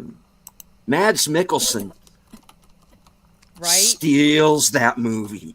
And he barely says a word. He's not in there. Yeah, he's not even in there very much. He's very No. silent. He's- Yeah. He's just a hardcore badass to that whole thing. Ray Yeah. Winston being Yeah. Ray Winston is only he Mhm. can and better than they usually let him do. Reed Richards. I was can't in let you there, go wasn't out he? there. You'll all get killed. Wasn't- Ray Stevenson. Wasn't Reed Richards the dude who played Reed Richards in the earlier Fantastic Four movies? Wasn't Was he Lancelot? Lancelot, yeah. Yeah. And then the dude who played in I don't remember the character he played in, but there was a guy who played in Arthur that I thought also played in the Hannibal show with Mads Yes. Mikkelsen. Yeah, okay. Yes. All Yeah, right. same guy. I Hugh don't know his Dancy. name. Yeah. Yeah, that guy. And Joel Edgerton is the other one. Oh, yeah, um, that's right. yeah. Forgot Joel's in there. Good movie. But yeah, so they had to get. It's basically, in a way, kind of a Seven Samurai story, too. Because you think about there are 7 of them. Once you bring Guinevere into it, there are 7 of them. They are protecting the village, quote unquote. And then of course you have Stellan Skarsgård. You throw him in there as the villain, and Oh, yeah, he was the Saxon. You got a weekend, yeah. Till Schweiger and Forgot who played his son.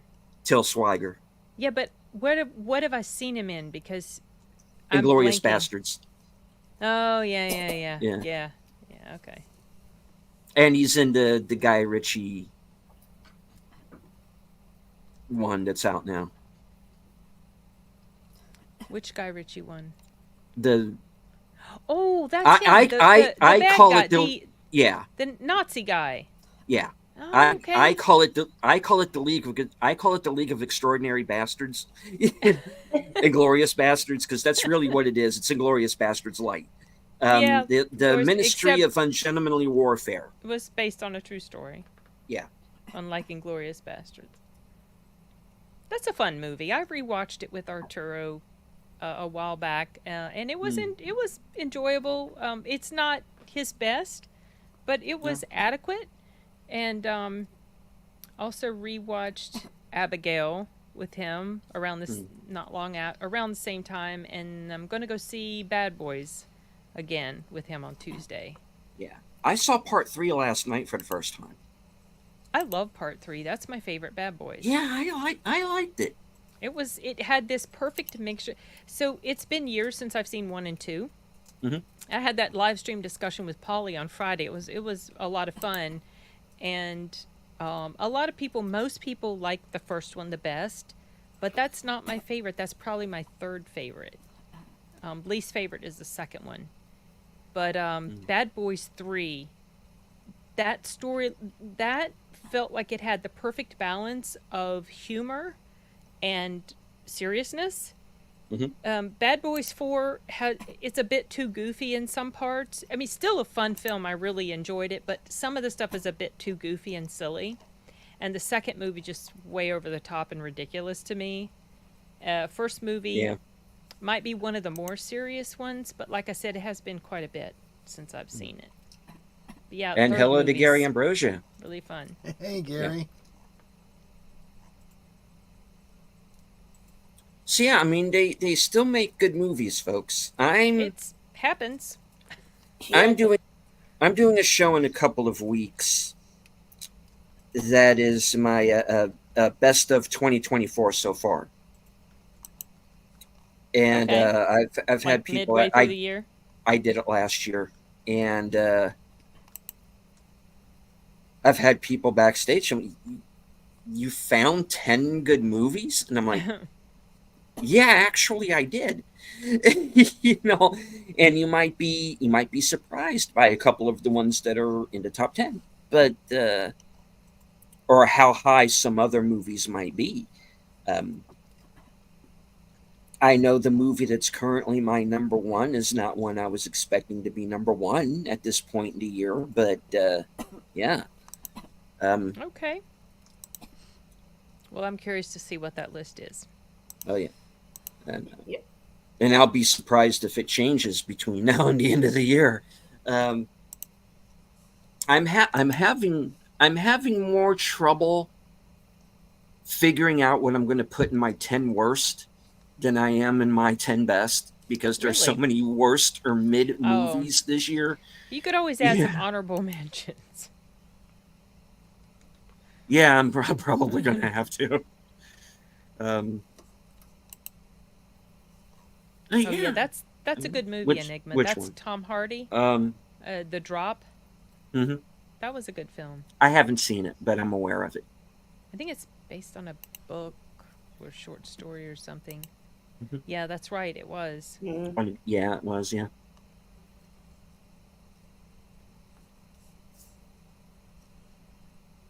But yeah, I mean, there's good stuff out there. It's just, for me, it's mostly been independent films that got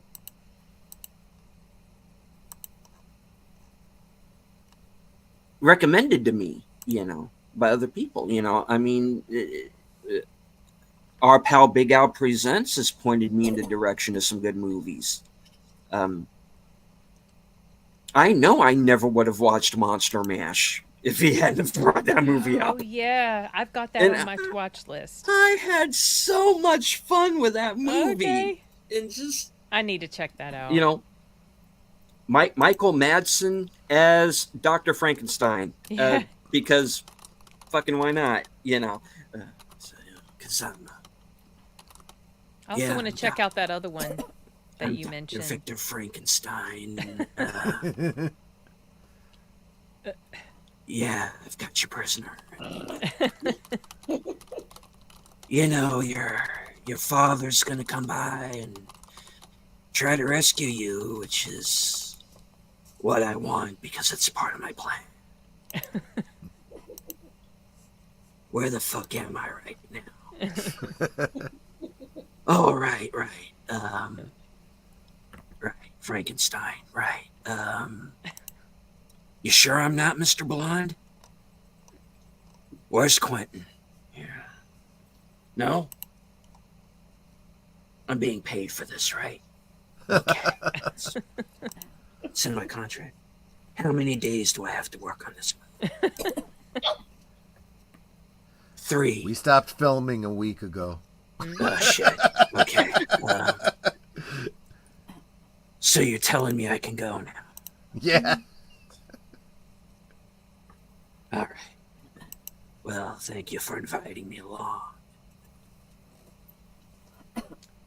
I'm going to do Inspector Calls. an entire show as Madsen as Dr. as Frankenstein. I can't help it. It's just like, why? But when you see the movie, you're like, well, they couldn't find Eric Roberts, I guess. I don't know. But it's a fun movie. you know, it's basically Taken with Dracula in it. You know, I can't wait to watch this. I'm gonna it's fun as hell. I'm gonna check it out. Fun like the Oh. Monster Squad. That was a fun movie. Yeah, I it's really the like the Monster Monsters. Squad. Only the Monster Squad is actually monsters. Right? Yeah. I'm now I'm kind of wondering if you guys have seen Renfield. I have seen I, Renfield. I need to see it. Yeah, saw it. What'd you think, Sin? I enjoyed it. It was Nicolas Cage really hamming it up, having an absolute blast in the role. Yep. I really kind of liked the film. I really did. Yeah, it was fun. In spite of being such a Universal Monsters purist, I loved it for what it was.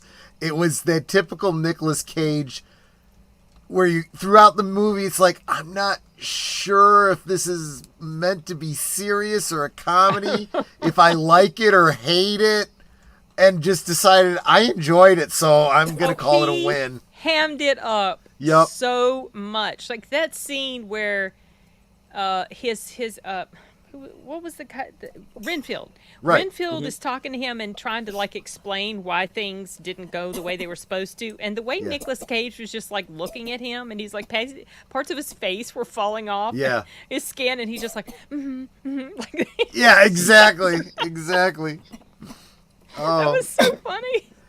I probably for about the past 15, almost 20 years, I've started to look at vampire stories through the lens of the lore from Vampire the Masquerade, the role-playing game. Oh, okay. And finding it's probably a great way to look at and I wouldn't be surprised if a lot of modern vampire writers do that. There's a good reason to do that, and I could totally see this idea of Renfield as as the games call him, a Renfield, somebody who is a thrall to a vampire kept alive, like an addict, with powers because of the vampire and whatnot. I thought it was a great idea that there's nothing like that based in the lore from Stoker or from the Universal Monsters, but the best part of the movie to me was the throwback scenes to the original Bela Lugosi Dracula, with the actors, kind of put in place of the original actors, a la, like a Forrest Gump sort of editing. I thought it was kind of brilliant. Oh, Enigma. Sorry, I was gonna ask you. I was gonna ask you what was this thriller type vampire movie, and Twilight. Oh my God. oh, geez, don't remind us of Twilight. We tried to watch that. Netter tried to read the books. She's got like the No, I read the books. All of them? What? All of them. Yeah. Oh gosh, I I couldn't latest. make it past the first one. And, Same here. well, I Ugh. wanted to see if anyone ever killed her off. You know that's not gonna happen. But then I Right. watched the first film, and I'm like, okay, that didn't happen till the third book. What the heck is that? That never happened. What is all this? Yeah, it was horrible. I saw part of that first. No, I think I saw the whole first movie with her, and I was like, this is just terrible.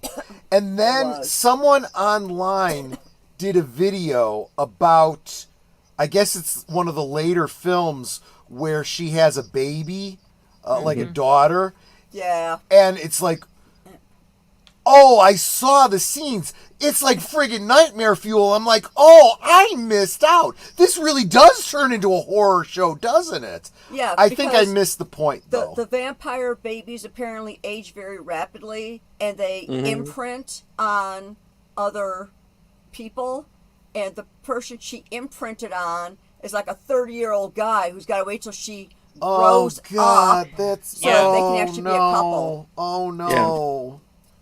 It's like vampire. Listen to me. Twilight is one of the like a really good example of So you know Fan that fiction. you know that expression, can't judge a book by its cover. Yeah. I definitely judged Twilight by its cover because I thought it was going to be awesome because the cover was cool. Yeah.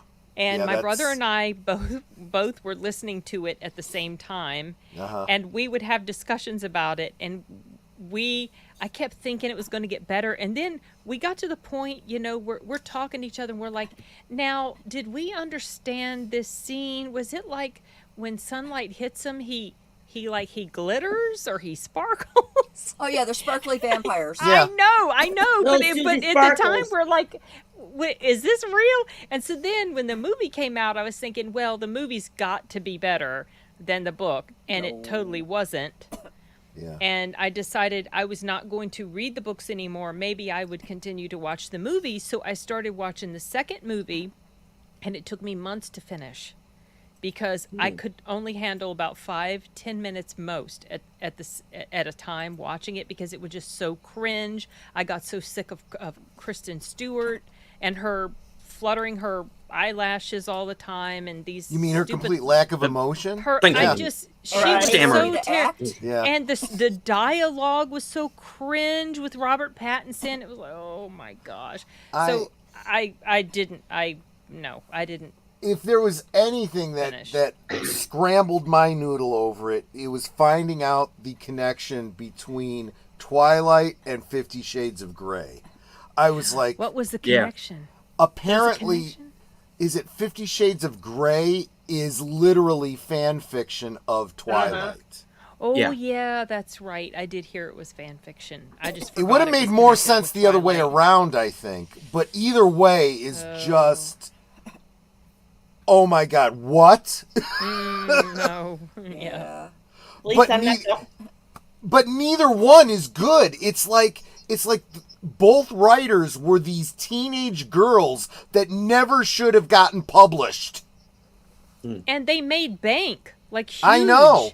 Because there's a lot of wine moms out there that think that's all the height of romance. Well, there's a lot of people that have a really low bar Yes. for what they consider good writing and Yes. good storytelling. Oh, I love Underworld. And Yeah, Dracula Underworld's good. Untold, I feel like I need to rewatch that. Yeah. Okay. Let Never saw me it. let me speak to Dracula Untold. Boomer and I have talked about this a number of times, and we both agree. We both wanted to love that movie. Oh, and you didn't? And we're extremely disappointed. I went opening night to see it in the theater. And I was like, this is not at all what I was hoping it would be. Come to find out when the DVD came out, and of course I bought the DVD because I'm a completist, and watched all the deleted scenes, not you deleted scenes, the deleted scenes on the disc, realized that it was meant to have been a better film. There was a whole storyline with Baba Yaga that was cut out of it. All kinds of backstory about the original vampire and so forth that never made it into the movie. And then they shoehorned in that whole last part that was meant to be their setup for their big, dark universe thing.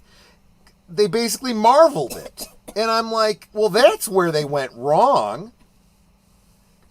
So yeah, it's not a bad movie, but it hurts my heart because of how good it could have been and really should have been. Yeah, missed opportunity then. That's Yeah. unfortunate. It's worth a rewatch if you didn't like it before, keeping in mind that there's a lot of story missing, and then just ignore that whole tacked on modern day part of it. This is true. Expectations can really kill the expectations, love. I had no expectations, so I could take it or leave it. I like Luke Evans. Yeah, he's Luke Evans was well cast. He Yeah. played the part perfectly.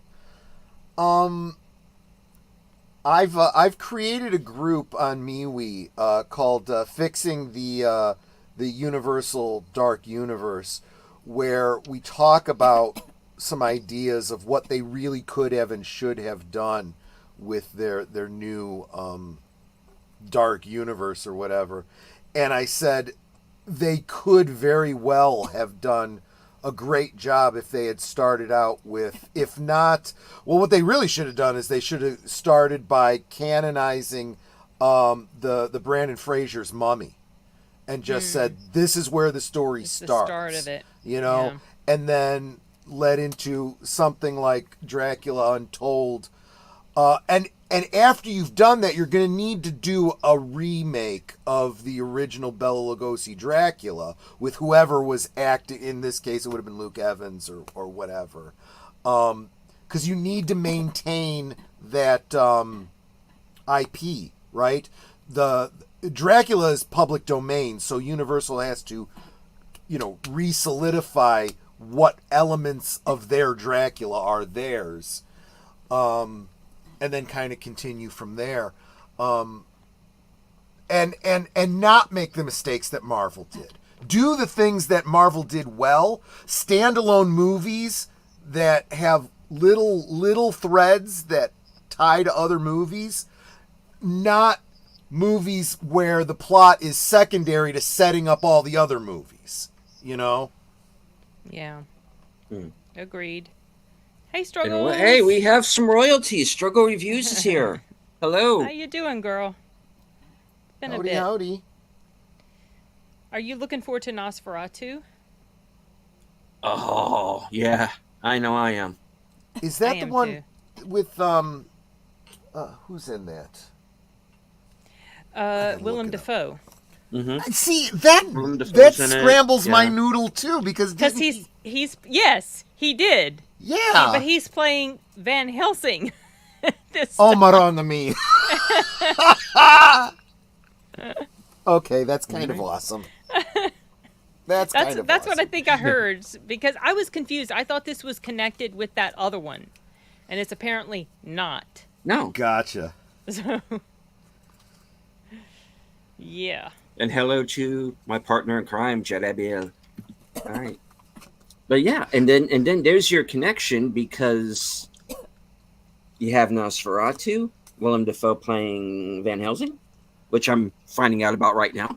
Cool. Okay.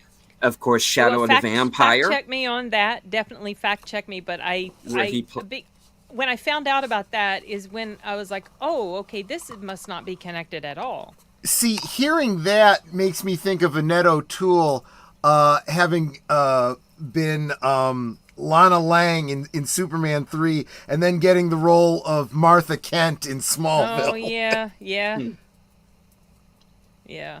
Which I thought was brilliant. If I was Clark, I'd end up having an Oedipus complex. But yeah, so Nosferatu to Shadow of the Vampire, where he's playing Max Schreck, the conceit of the film being that Schreck actually is a vampire. Mm-hmm. And then, of course, that movie being produced by Nicolas Cage. So it all I didn't comes know around. that. That actually makes a Yeah. lot of sense. That's funny. So there you go. That's funny. You had to destroy my photographer? Oh, why not the script girl? The script girl. I'll eat her later. Yeah. Okay. Moving on. Silver says, I'll be honest, they have plenty of energy in my daily life. Defoe puts his entire self into everything he does. Such great That is acting. true. Yeah. That is true. I mean, He- I kind of make fun of method actors, but you can't fault their results. I've always liked him. When he dies, Willem Dafoe is going to be one of those actors where you find out he was in 300 movies or something like that. Yeah. He's been in 'Cause he's so just many things. So many. Yeah. He's one of those actors that's been in so many movies, you go, I forgot he was in such and such. Mhm. Yeah. I forgot he was in Boondock Saints. Yeah. Really? Mm-hmm. See? You did forgot too. about Okay. that. He was also in Odd Thomas. So if you like Willem, you should check out Odd Thomas. I didn't see that one. You need to. I love that movie. Yeah. It was, to me, it was such a a solid adaptation of the book. Yep, that's what Yeah. Netter said too. Oh, She so loved- good. She loved Odd Thomas. Yeah, I read all the books. All of them. Yeah. I haven't read all of them. I've maybe listened to like 3, maybe. I don't think any of them have been sorry, as go good as ahead. the first. No, sorry, I'm done. Go ahead. He's supposed to be in Beetlejuice that's coming up. Yeah. Willem? Yeah. Okay. I haven't watched any of the trailers. Yeah. I'm well, not he- crazy Yeah. about Beetlejuice, but I'm gonna rewatch the first one in preparation for it. Missed opportunity if he doesn't play a dead guy. He is. He plays a guy. He was like an action star or something in his actual life, but he dies on the set. Oh, Interesting. So he's basically like a cop on the other side. So he's kind of after Beetlejuice, I guess. So we'll see.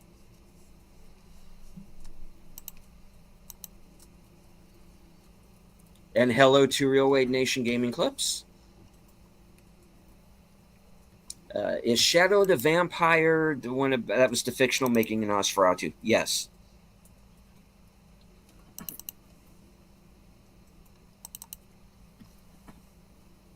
R.I.P.D. and Beetlejuice. Well, hopefully it will be better because everybody I knew who's seen R.I.P.D. said that movie was awful. So yeah, that's what I Yeah. heard, and it looked like it would have been pretty good, but Could have done better.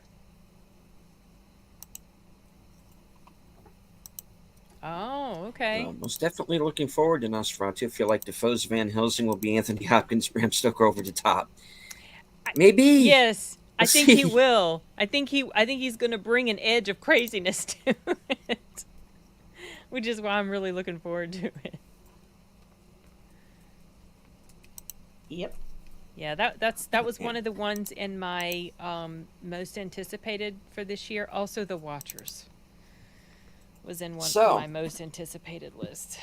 The Watchers. Okay, what were your thoughts? It was an interesting premise, and this is also very similar to In a Violent Nature. Except I probably dislike The Watchers a little bit more.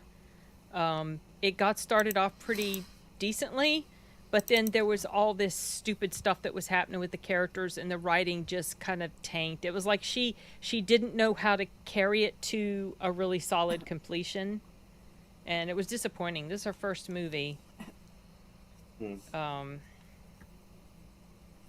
So I don't know. I'm hoping to get my review for that up sometime early part of this week. What if Defoe is Dracula in Renfield? He would be a good Dracula. Yeah, it would not be. Yeah, I would not be opposed to that. No, but we got Cage, and I still need to see Renfield. And the one that I'm looking forward to now is Longlegs. What's your speculation on the mystery movie?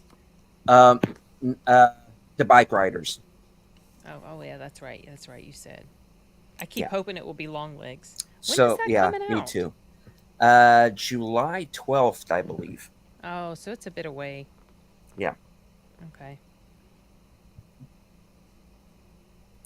And the Bike Riders is the next big movie this next big movie after the Mystery Night. So that's why I'm thinking it's going to be that one.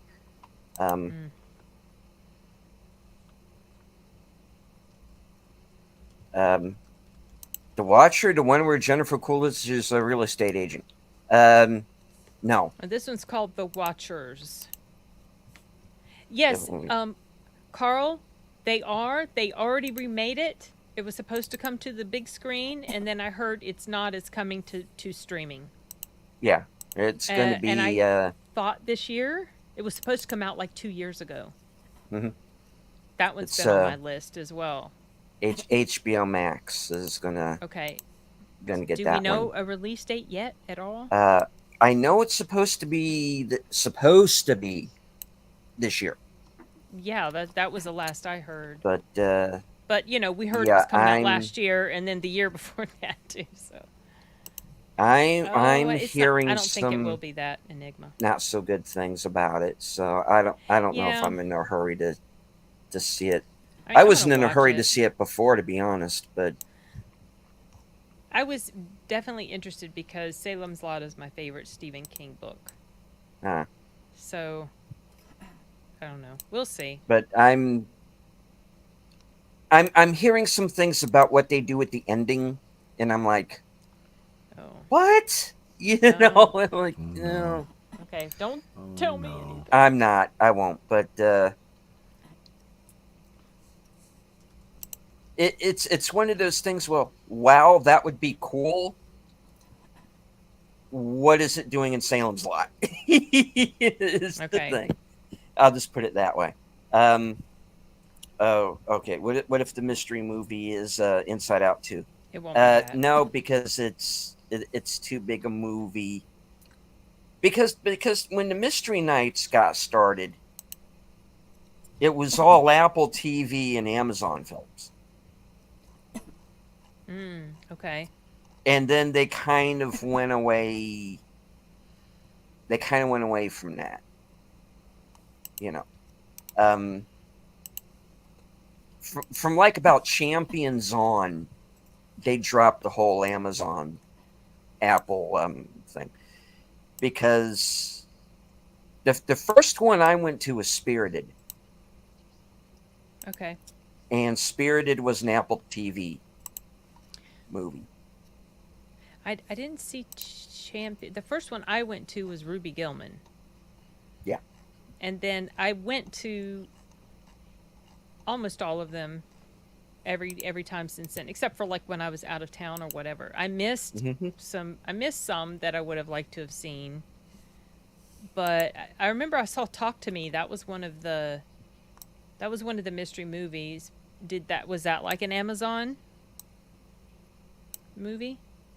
Or had they'd done away with that formula by then? Yeah, it wound up on Amazon when it went to streaming, but it was not per se, and it wasn't made by Amazon, to my knowledge. Okay.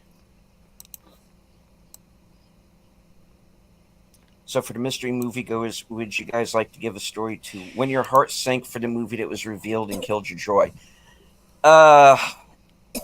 When it turned out to be Origin, that was I knew I was not going to be in for a fun ride on that one. Yeah, I that's the one I really wished I could have just left. Yeah. If it wasn't for the fact that we were reviewing it, Yeah, I would have walked out. that's the only reason I stayed as well. Yeah. But there've been some that Um, I wasn't really excited about, when it was revealed what the movie was, and then I ended up liking it okay. Like Ezra. Yeah. It's good. Surprisingly, yeah. Yeah.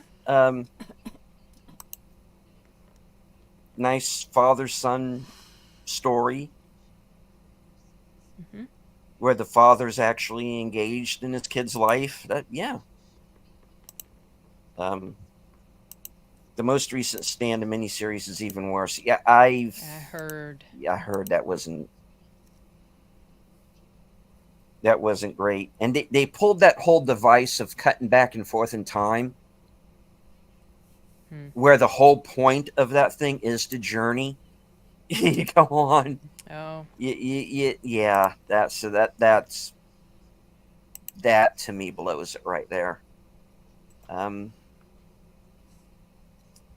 But yeah, those mystery movies can be a real mixed bag, where for every origin, or for every It's a Wonderful Knife, or every Founder's Day. what the F movies like Founder's Day, um, um,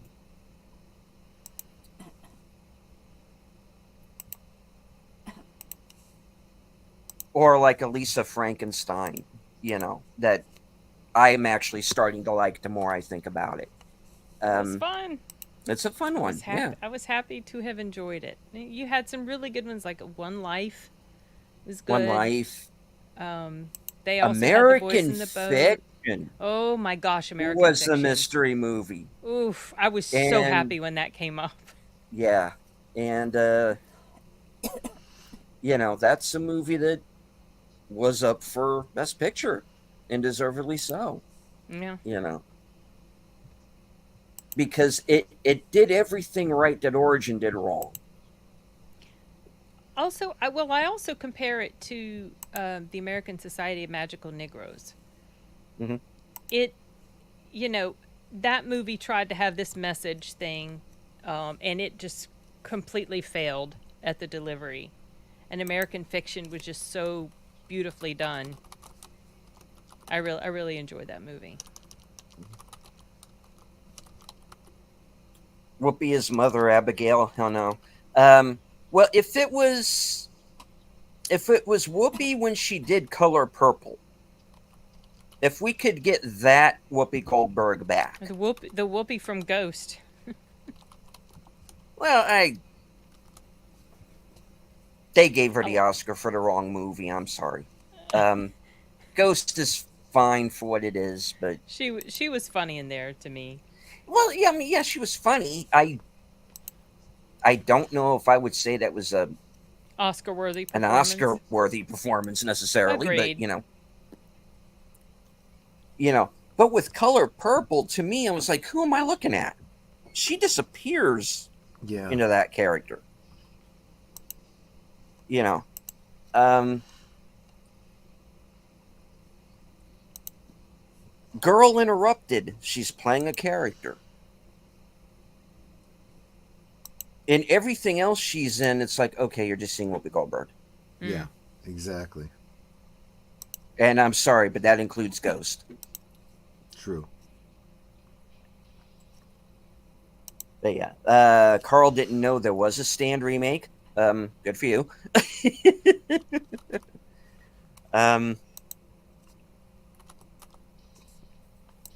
If Tarantino remade The Stand, the kid would be in the movie. Both movies left out the kid.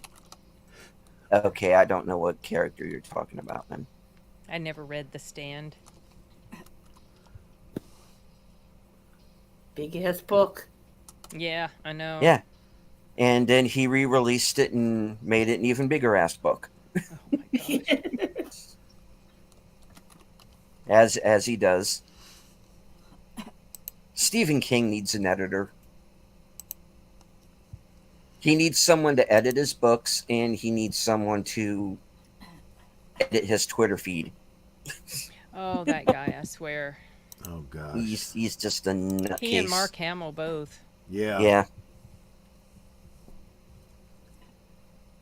Now, I've mentioned it before, but despite being flawed, lowest budget, The Wisdom of Crocodiles is an interesting vampire movie. I think That may have. title's familiar.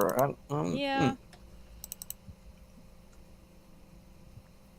I think I might have already put that in my to watch list. The Wisdom of Crocodiles. It's a 1998.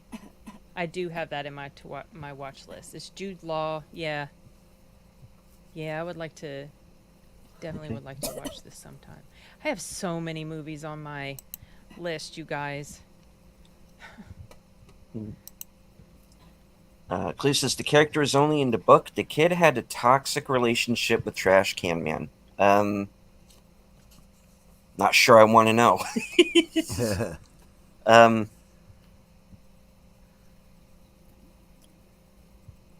Give a pyromaniac a nuclear weapon. Okay. What could possibly go wrong?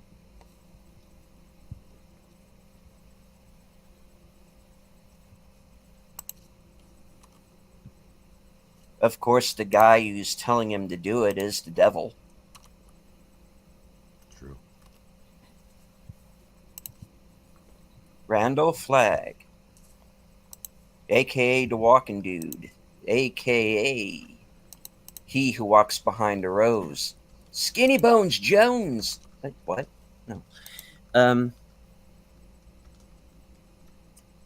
Too many jokes for For the Kid and Trash Can Man reference. Okay.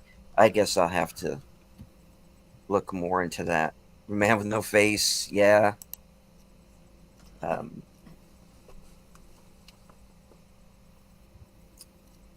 Yeah.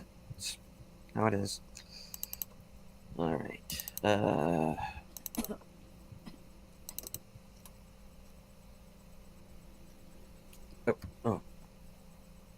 Push another button.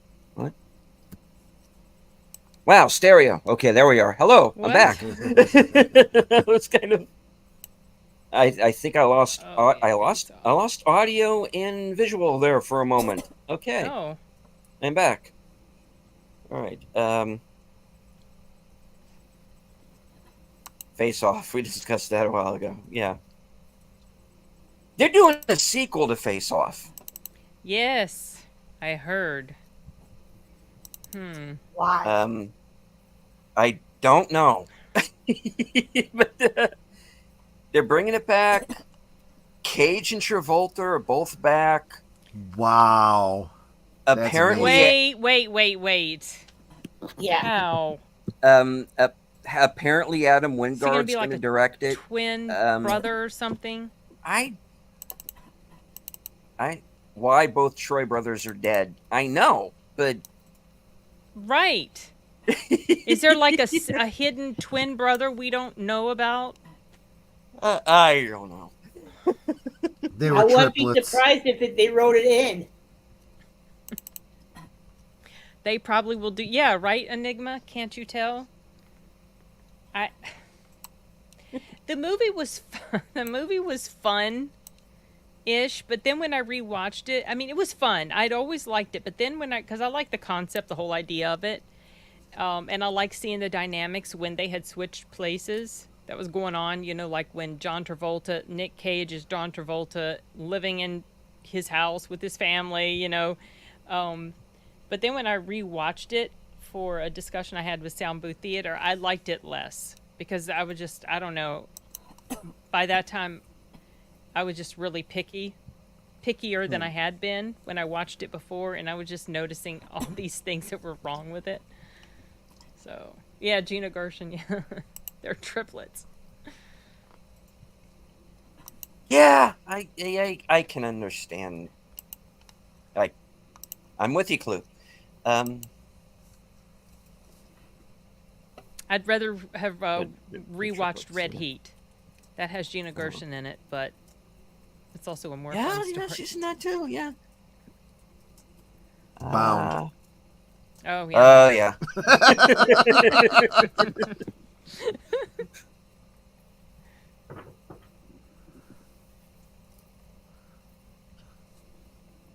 I'll be back in a minute. He's going to get his copy of Bound. Okay. I'll be in my bunk. I can't know that. My ears! Yeah, exactly. What in the sphincter of hell are you playing at, girl? Which one are you referring to, Clue? Because you'll thank me for Bound.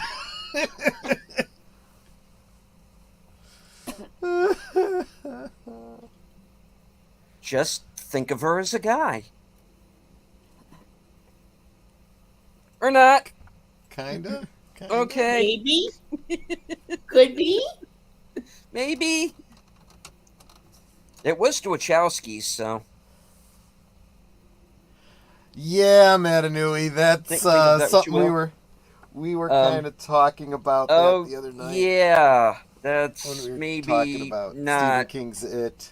Yeah. do that. Especially if you're going to go talking shit later on. Exactly. Yeah.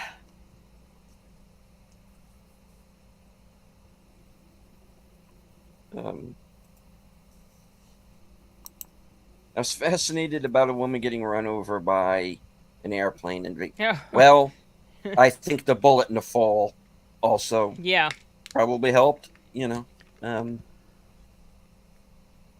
I mean, I haven't seen this movie, but You haven't you're seen telling Fake- me that someone gets shot falls from a plane and then gets run over by a plane. Yeah, that's dead. Yeah, she was definitely dead. And right before that, she'd been sucking on Nicolas Cage's tongue. So yeah, She was she's undercover. dead 4 times. I mean, she literally sucked on his tongue. That was like, ugh. Ugh. That's gross. Oh my. Wow. Anyway. You should I mean, watch could it. she have been getting strangled at the same time? Maybe, intravenous drugs. I don't know. I mean, how You should watch it, Troy, just for shits and giggles. Oh, It sounds like the kind of movie I'd be totally into.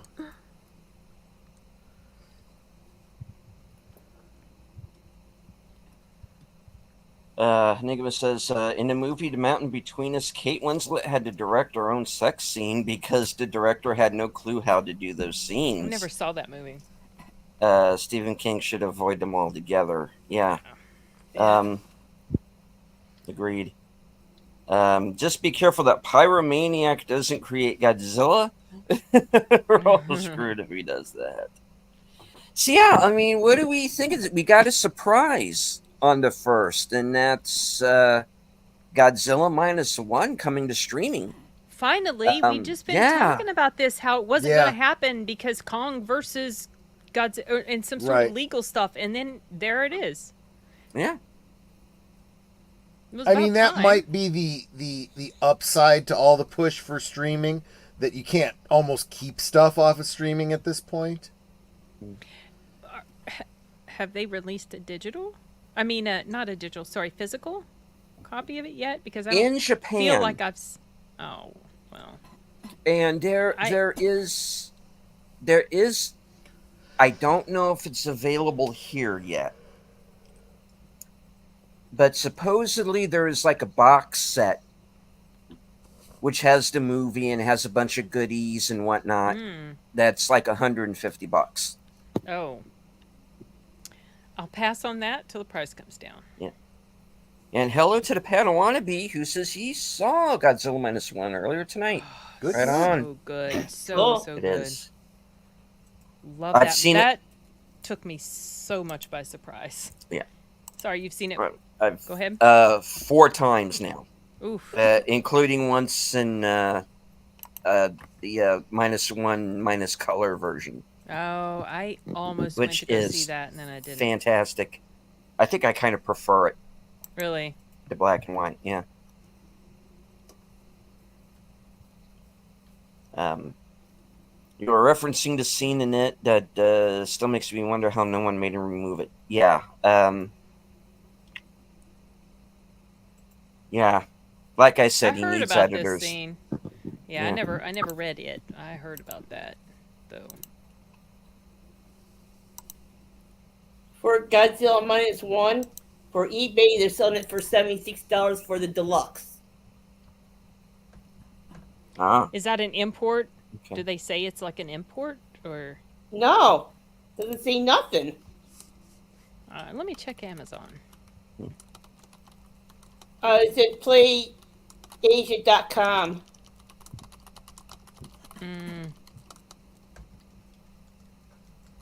Yeah, it might not be. In the meantime, Carl is asking, what's next? Kong versus Predator versus Alien versus Transformers? Well, Give me more ideas. I know the most recent Transformers movie sets up a possible Transformers G.I. Joe crossover. Yeah. Oh, God, no. Mhm. Please, God, Yeah. no. I did And- not like For a while.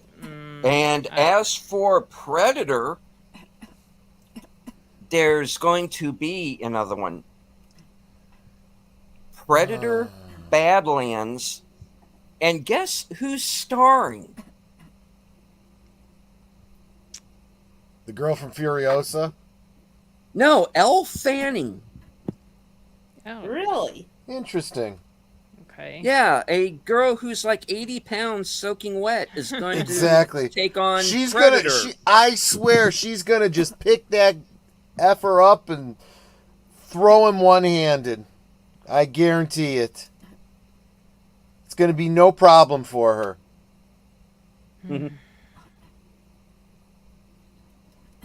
You know, and I do I remember don't- that now. I Isn't that remember stunning and hearing- brave? Yeah. Stunning don't- and brave. I don't have a problem with a female lead in a Predator movie. Just give me somebody who's believable. Yeah, exactly. Mm-hmm. Now, when it comes to Prey, and my most watched review is still the review I did for Prey. Okay. My problem there is, who are all these Abercrombie and Fitch models? You know, Yeah. give me.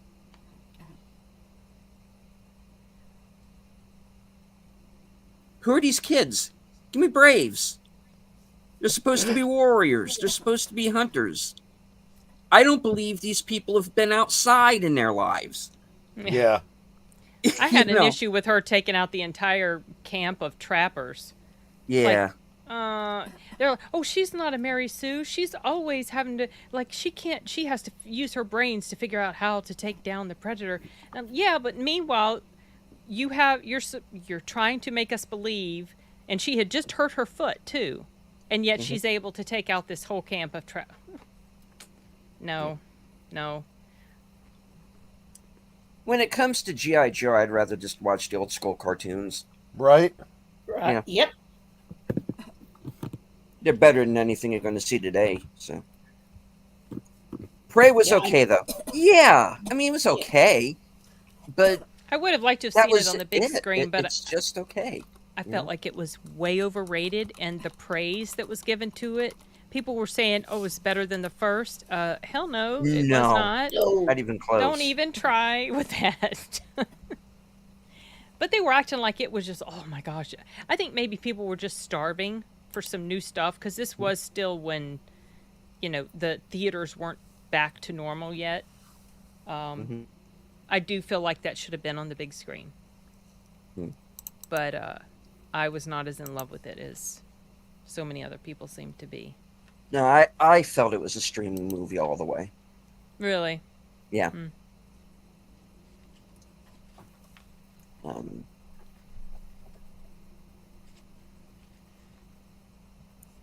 Didn't bother seeing the black and white cut. That was just a gimmick to me. It because the movie is such a throwback to the original movie anyway. Seeing it in black and white just kind of completed that for me. But again, my opinion. Queen Latifah is the Equalizer. Yeah, don't get me started on that. I didn't even make it to the first episode. I've never even seen it. I don't. Nah, Don't bother. Don't.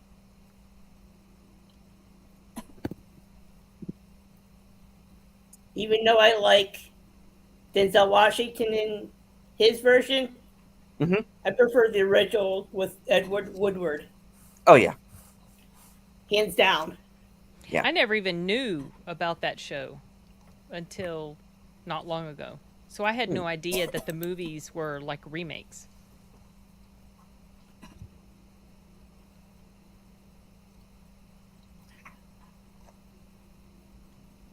Well, how's the Predator going to fight Kong? Well, there isn't a Predator versus a Kong movie, Menanu. He was just kidding. So you know, probably. No, I'm kidding. No. Nah. No. Oh, Deja Vu was Yeah. such a good movie. I love that Look at that. movie so much.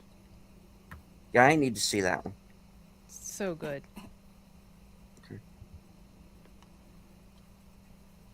Here's how the fight's going to go. Predator makes his appearance. Stomp. Yeah. Yep. You know, It's hard- that's the kind of thing for a channel like How It Should Have Ended to do. You know? Yeah. They're talking about remaking the remake of Battlestar Galactica. No.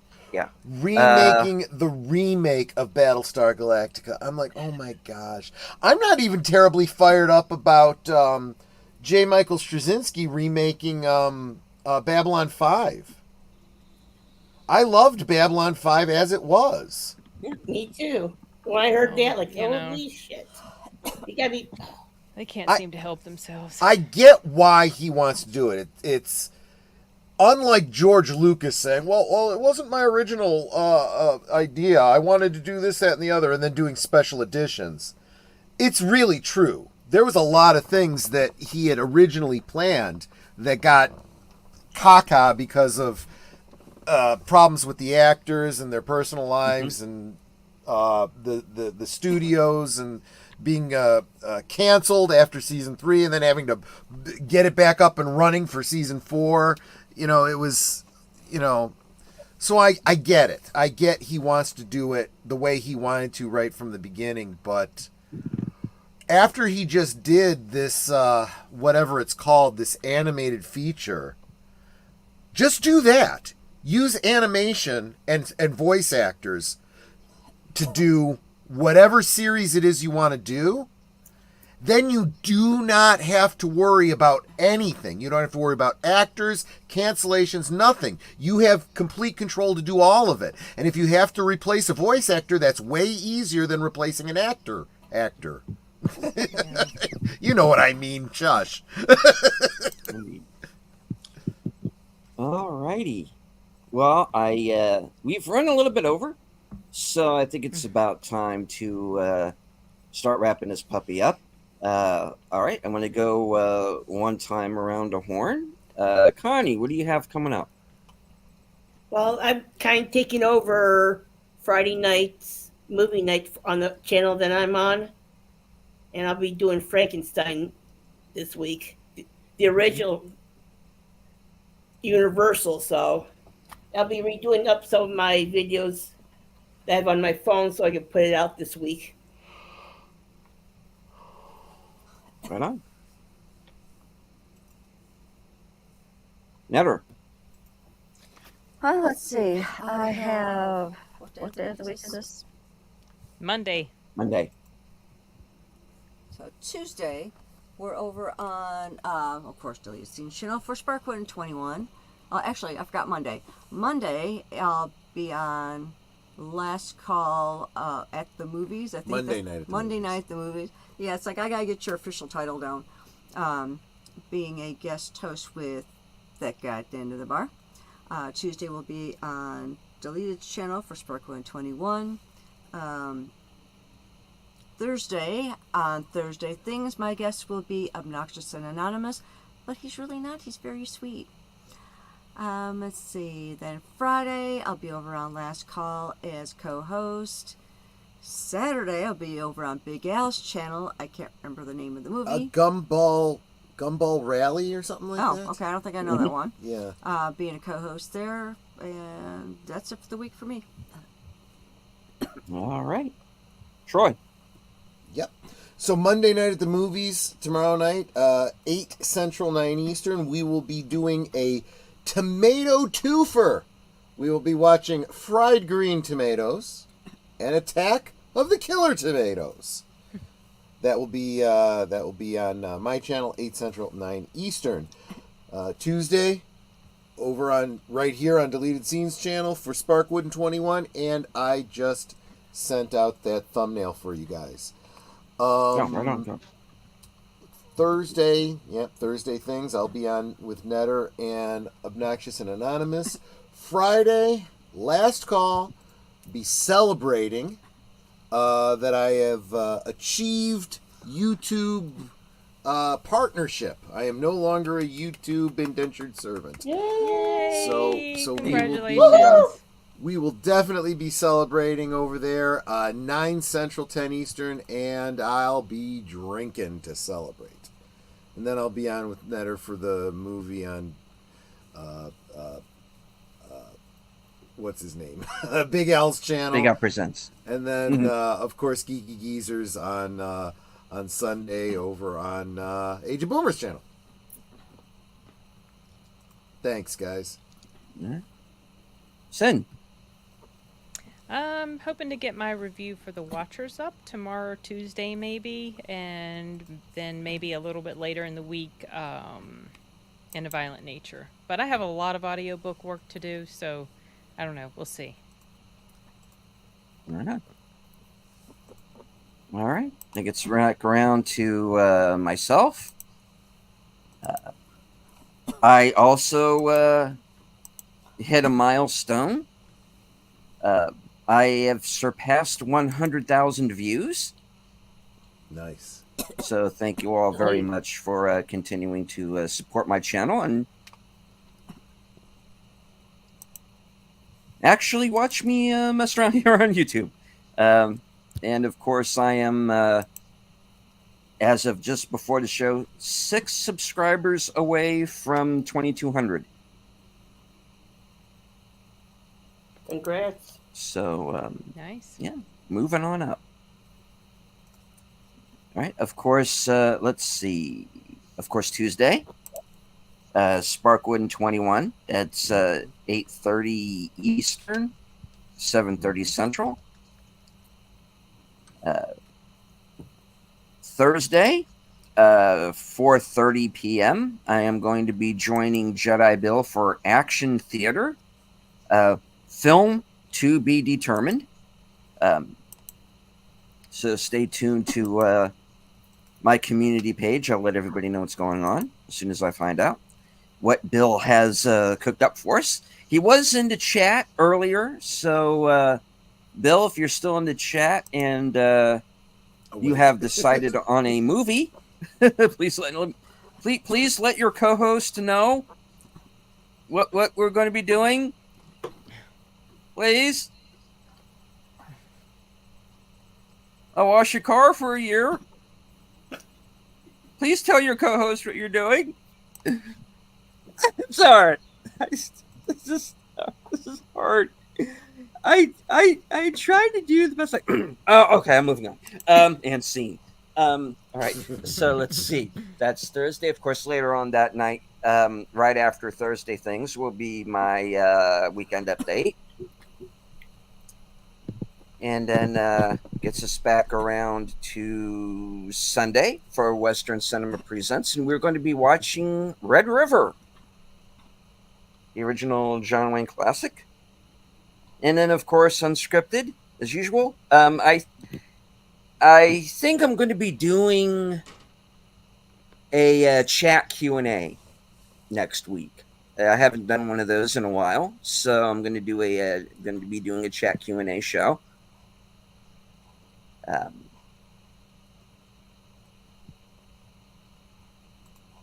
I'm hoping to do a member stream sometime in the next week or so. I want to do a couple of those a month. So stay tuned for that. Let's see, Sunday, then of course also Sunday Unscripted, and right back here for The Other Side of Midnight. All right. We have sufficiently drugged this out. We have a full show. We have to go to sleep. I'm going to hit myself over the head with a hammer, and because that usually seems to work. That's how I am this way. I hit myself with hammers, and it's actually quite fun. I got one just for that very occasion. And I do this because it makes Connie laugh.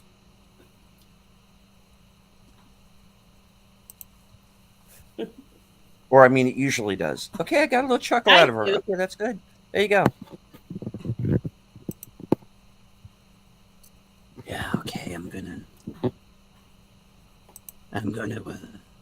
wrap this up as Michael Madsen as Dr. Frankenstein. All right, we're gonna go one time around the horn of the any last words? No. See everyone in the next stream. Peace and love. Good night, everyone. Have a wonderful upcoming week. Have a good week. Nos vemos. Nanners Network, I know you usually like to close out the show with a few I don't think words. anyone's still about you. awake to hear it. Sashi's still here. Hey, Sashi. It's the middle of the day for him. Sashi, that's right. His day's just getting started. Well, it's 1:30 in the morning here, so technically my day has started, but I don't really need to be up. 2:40 here. Yeah, it's I don't really need to be up until 7 a.m. So, yeah, I do need to get to bed. So, we could talk amongst ourselves, which we've been doing. And that's all well good and fun, but it is so much more fun when you guys are joining us in the chat and you're dropping comments, questions, trivia, being goofy, whatever it may be. And it doesn't feel like we're separated by miles or continents in some cases. Hi, Sashi. It feels like we're all hanging out in the same room, enjoying each other's company and having a great time. And you guys, you know you're not just our friends. You're our family. We appreciate you so very much. For those of you who are still here at this hour, well, for me, it's a really late hour of the morning. Thank you for being here. Thank you for encouraging all of us. I really love seeing y'all in our different chats, and hope to see you Monday on Troy's stream for his tomato twofer. But until then, good night and God bless. All right, I'm Dr. Victor Frankenstein, and we had 42 people watching us tonight. Nice. So Yeah. stayed with us throughout the show, so thank you all for watching. To everybody in the chat, to everyone who joined us on Twitter and Rumble, and watch my movie Monster Mash. I think you're actually going to like it.